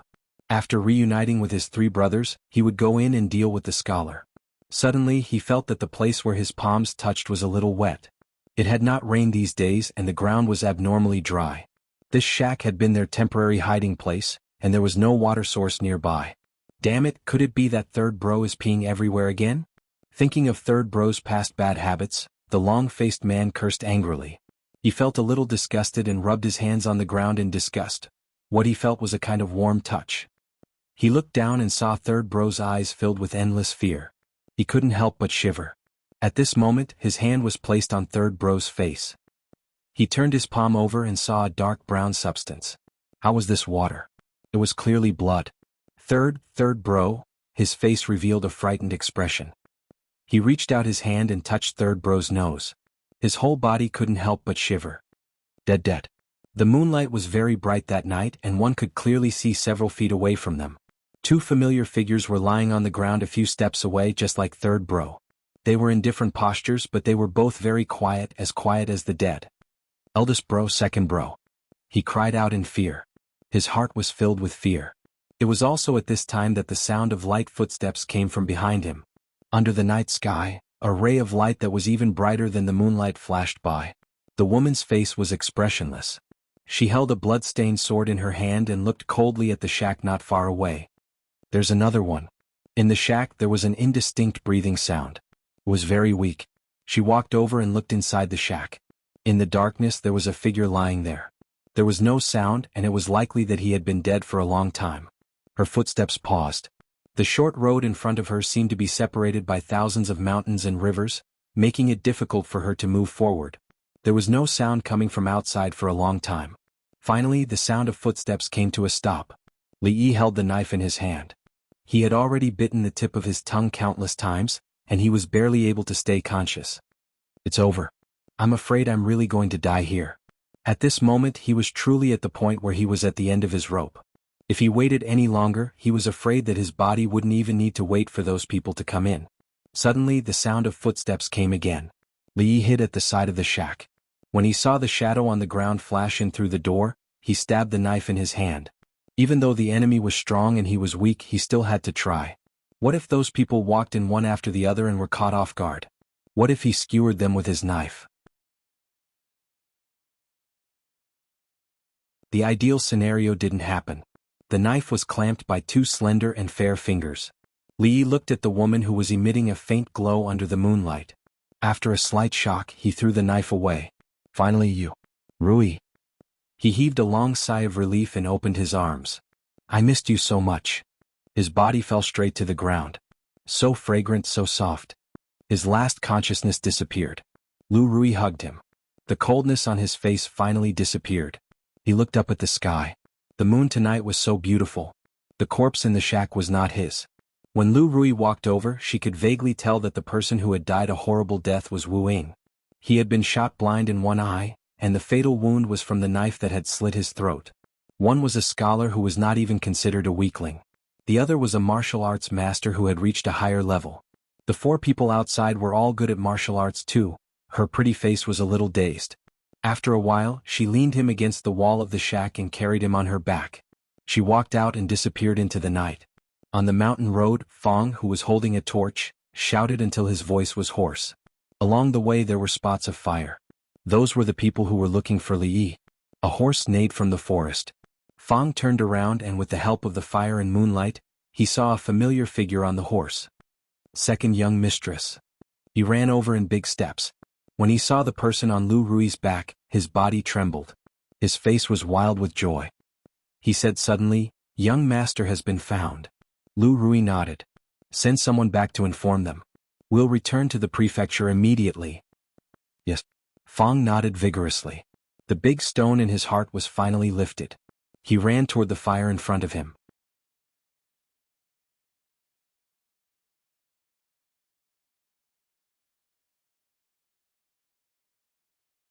Chapter 202.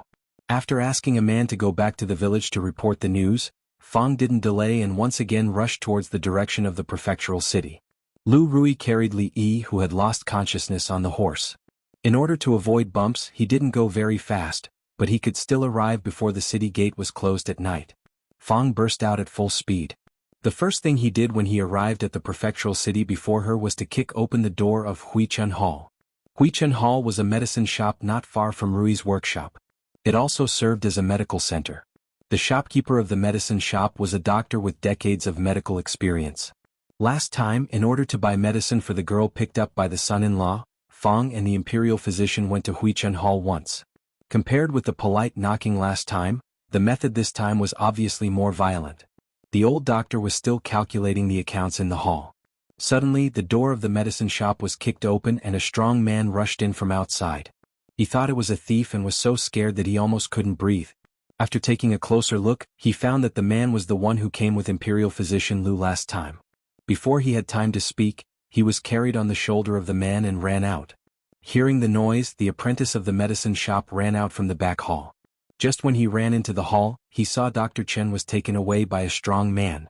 After a moment of daze, there was a panicked shout. "Doctor, how is it?" Seeing Dr. Chen withdraw his hand from feeling the pulse, Fang grabbed his arm and asked hurriedly. In Rui's workshop, Lu Rui also stared at Dr. Chen. Don't worry.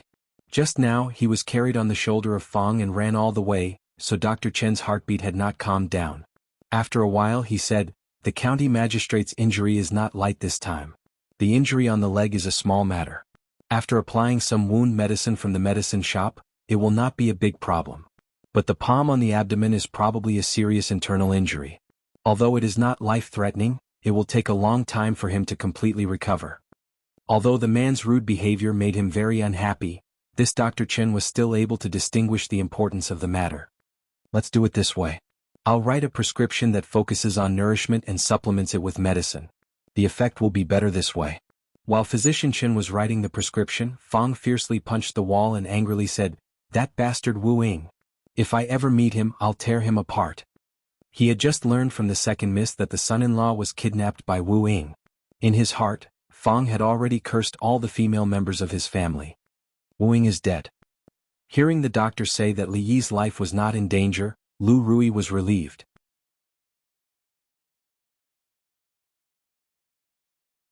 He looked at Fang and said calmly, "Ah." Fang was stunned for a moment and subconsciously thought that it was the second miss who did it. He said with some regret, "It's really lucky that he didn't fall into my hands." Lu Rui didn't explain. She looked at the slightly frail figure lying on the bed again. Wu Ying could already be regarded as a master who had reached the next level. She knew better than anyone else how strong Li Yi was. Even 10 of him wouldn't be a match for Wu Ying. But in the end, Wu Ying died in his hands. Before she arrived, for men with good skills couldn't do anything to him. The man with the knife scar on his face wasn't any weaker than Wu Ying. She had to admit that this time, the image of him in her heart was somewhat changed. When Li Yi opened his eyes, the sunlight outside penetrated through the window. It was slightly glaring and it took him a while to adjust to it. It was a very familiar bed, a very familiar room, and the Hello Kitty hanging on the wall was still smiling at him. Everything indicated that he should be in Rui's workshop now. In that case, the moment when he was at the brink of despair last night, the faint radiance of the moon goddess that he saw was not an illusion. Thank the moon goddess, thank Rui. It's good to be alive. From the angle of the sunlight, it should be late now. He had changed into a clean set of clothes and the wound on his leg was bandaged again. Although his body was still very weak, the dizziness from yesterday was gone. He tried to support his body and sat up. There was a clang sound at the door. The copper basin in Xiao Huan's hand fell to the ground. After being stunned for a moment, she immediately screamed and ran out. "Son-in-law is awake." Li Yi could hear her voice from inside the room. The result of the scream was that not long after, the room that had only been him a moment ago was immediately filled with many figures. Everyone is here." The expression on Li Yi's face was a little awkward. Seeing that Li Yi had woken up, Fang and the others were finally relieved. After saying a few words, they all left the room. For a moment, only Li Yi and his family were left in the room. Lu Rui helped him to sit up from the bed and said, "I have already asked Uncle Fang to pass the message to the Yamen. My husband, just stay here and recuperate. You don't have to worry about other things anymore. I have just stewed chicken soup. Have some, my husband." Dr. Chin said that nourishment was the most important thing for his injury. Lu Rui picked up a bowl from the side and put a spoon to his mouth. "Let me do it myself." Li Yi hurriedly reached out to take the spoon.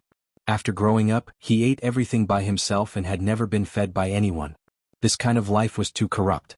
He could not guarantee that he could resist the temptation of the evil feudal society after becoming a pioneer. If he was not careful, he might fall into depravity. While drinking the soup, she asked about what happened last night, and Lu Rui also listened by the side. "By the way, when we go back, I have to thank Uncle Han properly." Li Yi put down the spoon and his face became slightly solemn. If it was not for Uncle Han who helped him make the sleeve crossbow according to the blueprint, he would not be lying here now but lying in some remote wilderness. He was able to successfully kill Wu Ying because of the sleeve crossbow. Of course, there was also the powerful knockout drug that he got from Dainio. His soul came from the 21st century. To be honest, it was very difficult for him to accept killing someone. But when it really happened, he could not care less about these things. If Wu Ying did not die, he would be the one who died. Lu Rui nodded. In this case, Uncle Han could be considered to have indirectly saved him, so naturally she would not mistreat him. She was just cooking when she was called in by Xiao Huan.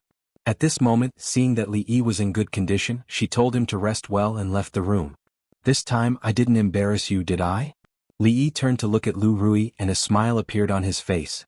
To a certain extent, he could be considered as Mississippi Lu's direct disciple. In the future, when he went out to travel in the martial world, he would not bring down her reputation when he talked about this matter. Not really. Lu Rui glanced at him, and the ice on her pretty face melted.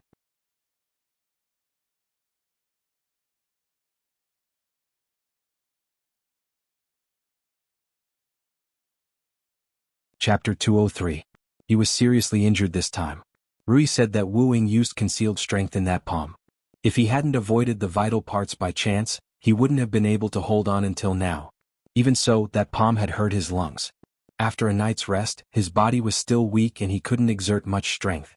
The feeling of being idle and bored was very uncomfortable. He wanted to go out for a walk. Although he was weak, he still had some strength to walk. However, Rui didn't allow it, so he had to lie on the bed and rest. There were several thin books at the foot of the bed, most of which were novels. They were bought on the street. He was bored at that time, so he just turned a few pages and didn't touch them. In fact, he only needed to think about what kind of book he wanted to read now, and the content of the book would appear in his mind by itself. There were no books in this world in the library, and he didn't need to buy them specially. After touching them, the same book would appear in his mind like copying and pasting. It was just that others couldn't see or touch it. However, he would get tired of it after a long time. If there was nothing urgent, he would rather hold a physical book in his hand and read it in the sun. It was a feeling that was hard to get rid of. Xiao Huan was afraid that he would be bored in the room alone, so she brought a small stool in and sat by the bed to chat with him. She talked about the missing rabbit, the second miss rode out to look for him, and the horse found him because it smelled the young master's scent. The horse's nose was really more sensitive than that of a dog's. It made a great contribution this time, so he should feed it more horse fodder when he went back. While the maid was talking, Fang came in from outside and told Li Yi that people from the county government came. They were County Magistrate Liu and County Magistrate Wang. County Magistrate Liu had just returned from the crime scene. It was a major case involving 5 lives. As the county magistrate, he had rushed over as soon as possible when such a serious case happened in the jurisdiction of Anxi County. Is County Magistrate Li all right? As soon as County Magistrate Liu entered the room, he walked to the bedside and asked with concern. He had known that County Magistrate Li was kidnapped by bandits, but he didn't have time to come here until the murder case was more important. Li smiled and said, "Thank you for your concern, Lord Liu. It's no big deal. I'll be fine after a period of rest. It's just that I'm afraid I'll have to delay my official duties during this period. County Magistrate Li, take a good rest and don't worry about official business. I will arrange all these." County Magistrate Liu waved his hand and said, "Thank you, Lord Liu." Li cupped his hands. County Magistrate Liu said some polite words and asked about Li Yi's well-being. Then he looked at Li Yi and asked, "I heard that County Magistrate Li was kidnapped by those villains yesterday. Do you know how those villains died?" Thinking of the scene he had just seen in the wilderness, County Magistrate Liu felt a chill in his heart. 5 lives. They had already investigated 4 of them. They were bandits wanted by the neighboring prefectures, and they had a lot of cases on hand. Some time ago they fled to Anxi County. County Magistrate Liu had just received the official document from the Ministry of Justice. He only hoped that those guys would leave as soon as possible and not commit any more major crimes under his jurisdiction. Then, as expected, a major crime happened. The difference was that this time, the bodies of the 4 vicious bandits were exposed in the wilderness, and they looked very frightened, as if they had encountered something terrible when they died. Looking at County Magistrate Liu, Li Yi said solemnly, "To be honest, after being knocked out by those villains yesterday, it was already late at night when I woke up in the wilderness. I thought I couldn't escape, but I don't know why those people all died suddenly. Maybe they had an internal strife and died together." County Magistrate Liu stared at him for a long time and said, "I'm afraid that's the only possibility. Those villains deserve to die. As long as County Magistrate Li is safe, it's fine." Although he said so, he didn't believe it at all. The 4 people were all killed with one blow, and there was no sign of struggle or resistance before they died. Or it could be said that the people who killed them didn't give them a chance to resist at all. It couldn't be caused by an internal strife. The dead man in the shack was blind in one eye, and his throat was slit. The blood-stained knife on the ground was County Magistrate Li's knife. When County Magistrate Lu looked at the smiling young man on the bed again, he suddenly felt a chill from the bottom of his heart. This case had come to an end. Those villains deserved to die, and those who killed them not only didn't do anything wrong, but also made meritorious service. As for the man in the shack, he was a famous ruffian in Anshi County, who intended to murder an official of the imperial court, and also died in an internal strife. County Magistrate Li survived the disaster and escaped from the villains, which was a great fortune in misfortune. Good people lived long and bad people died. This was the best ending. In this way this case could be closed. County Magistrate Li is not feeling well, so I won't bother you anymore. Due to the need of the case, County Magistrate Lu asked some details about how he was kidnapped. As for other things he kept silent, seeming to believe that those people were killed because of internal strife. Not long after that he naturally said goodbye to Zhang Tai. I'm not feeling well, so I won't see you off, Lord Lu.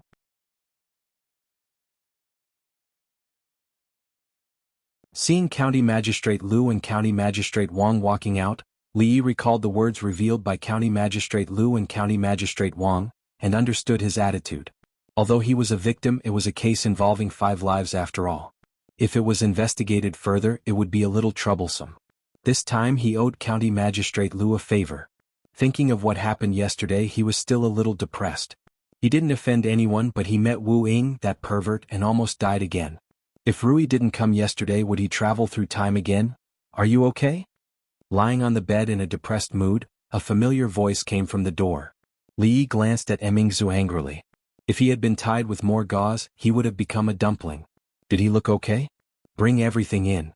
Mingzu turned around and said. Then 2 people carried a box in. What's this? Li Yi looked up at him. It's the precious medicine in the palace. It's useless to put it aside. You can keep it. After the 2 people put down the box, they left. Mingzu walked in, followed by a white-haired old woman, who looked at Li Yi lying on the bed with her turbid eyes. What happened yesterday? Seeing that his face was a little pale, but it seemed that he was not seriously injured, Mingzu didn't worry anymore. She walked to the bedside and asked, Don't mention it. I met a lunatic. Li Yi didn't want to continue this topic. Lunatic, you mean Wu Ying? Mingzu looked at him with a little curiosity. She looked at him and asked, How did you kill him?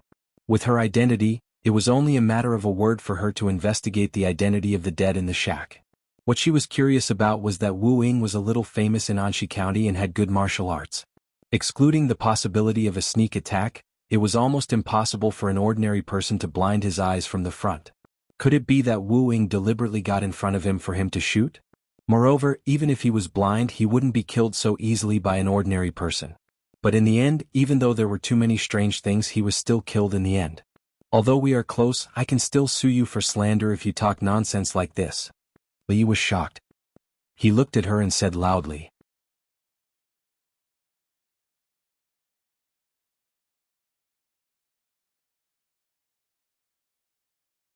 Chapter 204. The girls of the old Li family didn't have any major problems other than cheating others, drinking too much, and not being good with words. Just now, they were talking about his injuries. Suddenly, they made a sharp turn and asked him how he killed Wu Ying. This caught Li Yi off guard. Internal strife. That's internal strife. Li Yi looked at her and reminded her, when I woke up, they were all lying on the ground. Other than internal strife, what else could it be? As for who killed Wu Ying, how would I know? Since they haven't been dead for long, let's find some Taoist priests and monks to summon their souls. Maybe we can get the answer out of them. Hee little boy, you're full of nonsense. Before Mingzu could say anything, the old woman behind him sneered and said, Those 4 guys' kung fu was excellent. They had committed many murders and fled to various prefectures. Who knows how many soldiers were killed by them, but all of them had their throats slit with a sword. They didn't even have the chance to resist when they died. It can be seen that the person who killed them was a master swordsman. Even if he hasn't reached the level of a grandmaster, he's still one of the best in the world. One of the best in the world. From the old woman's mouth, Li Yi found out that Rui's kung fu was so powerful. While he was thinking, the old woman suddenly bent her fingers into claws and tried to grab his head.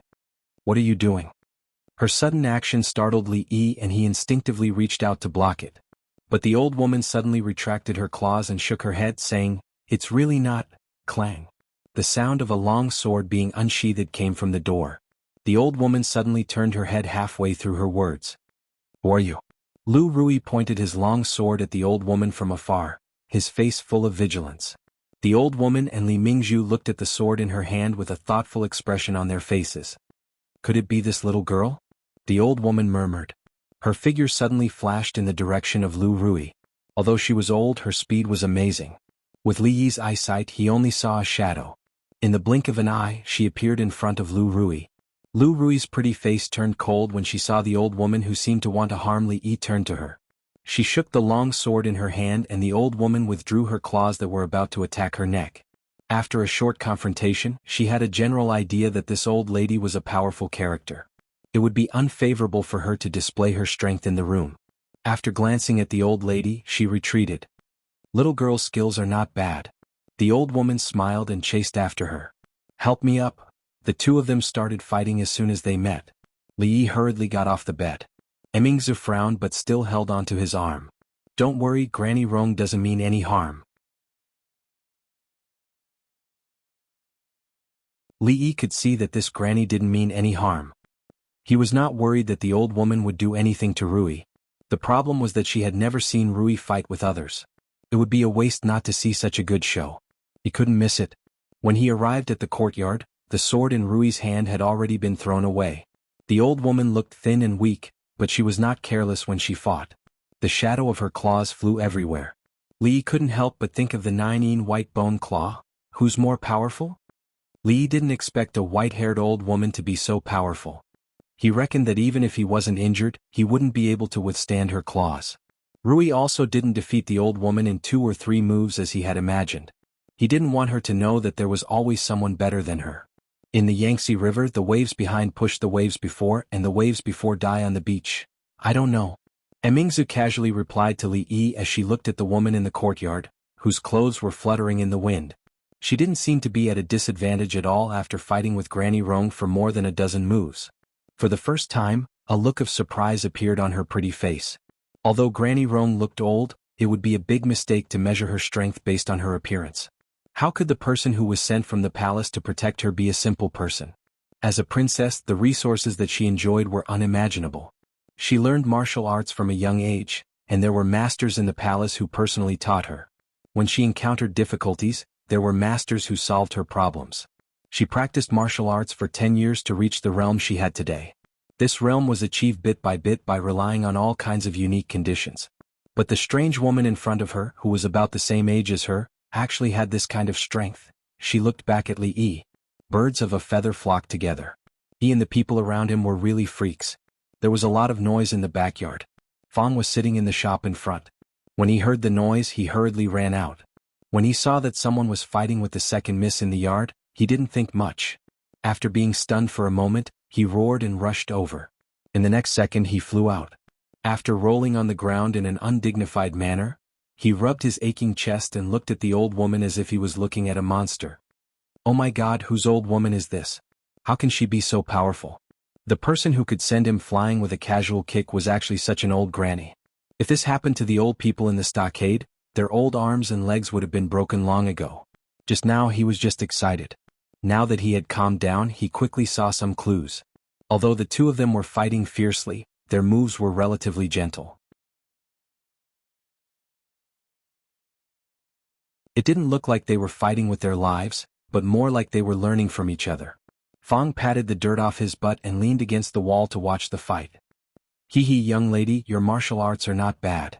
The old woman's attack was once again blocked by Lu Rui. A smile appeared on her wrinkled face as she praised her. Not bad was just an excuse. She knew very well that this woman's martial arts could not be described with just the word, not bad. The young woman in front of her was probably the master swordsman who killed the 4 escaped criminals last night. The martial arts world wasn't big, but it wasn't small either. In the small Qing and prefecture, there were 2 master swordsmen at the same time. The possibility that they were both related to the little girl was too small. The old woman is not bad either. Lu Rui's expression was calm, but she was secretly shocked. This seemingly old woman was probably only 1 step away from the Grandmaster realm. The two of them seemed to be evenly matched, but they were just learning from each other. If they really fought with their lives on the line, she probably wouldn't be this old woman's match. She didn't have many opportunities to fight with outsiders. Yesterday she killed someone in a fit of anger, which was also the first time in her life. After learning that Li Yi was fine, she recalled what happened and couldn't sleep for the whole night. She had always thought that most people in the martial arts world who deceived the world were like those 4 people. Today, when she fought with this old woman, she realized that there was always someone better than her. Young lady, didn't your master teach you not to be distracted when fighting with others? In a fight between masters, victory or defeat was decided in an instant. Her momentary distraction was naturally caught by the old woman. She chuckled and her claws suddenly sped up, reaching for her neck. By the time Lu Rui wanted to block, it was already too late. If it was a real life and death fight, there would only be one thing left for a person who was grabbed by the neck, such as the throat. Of course, the old woman didn't have such a thought. She didn't use any force. However, when her claws were about to touch the woman's neck, a white palm reached out from the side and covered her wrist. The palm pushed forward gently, and the old woman felt a gentle force coming from her wrist. She couldn't help but step back a few steps. If the princess hadn't come forward to support her, she would have fallen to the ground. What kind of kung fu is this? For the first time, the old woman's wrinkled face showed an extremely surprised expression.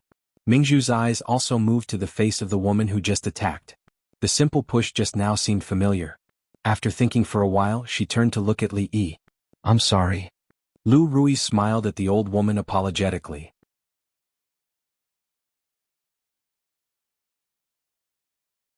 Even if this old woman didn't mean to hurt Rui, there was no guarantee that there wouldn't be any accidents.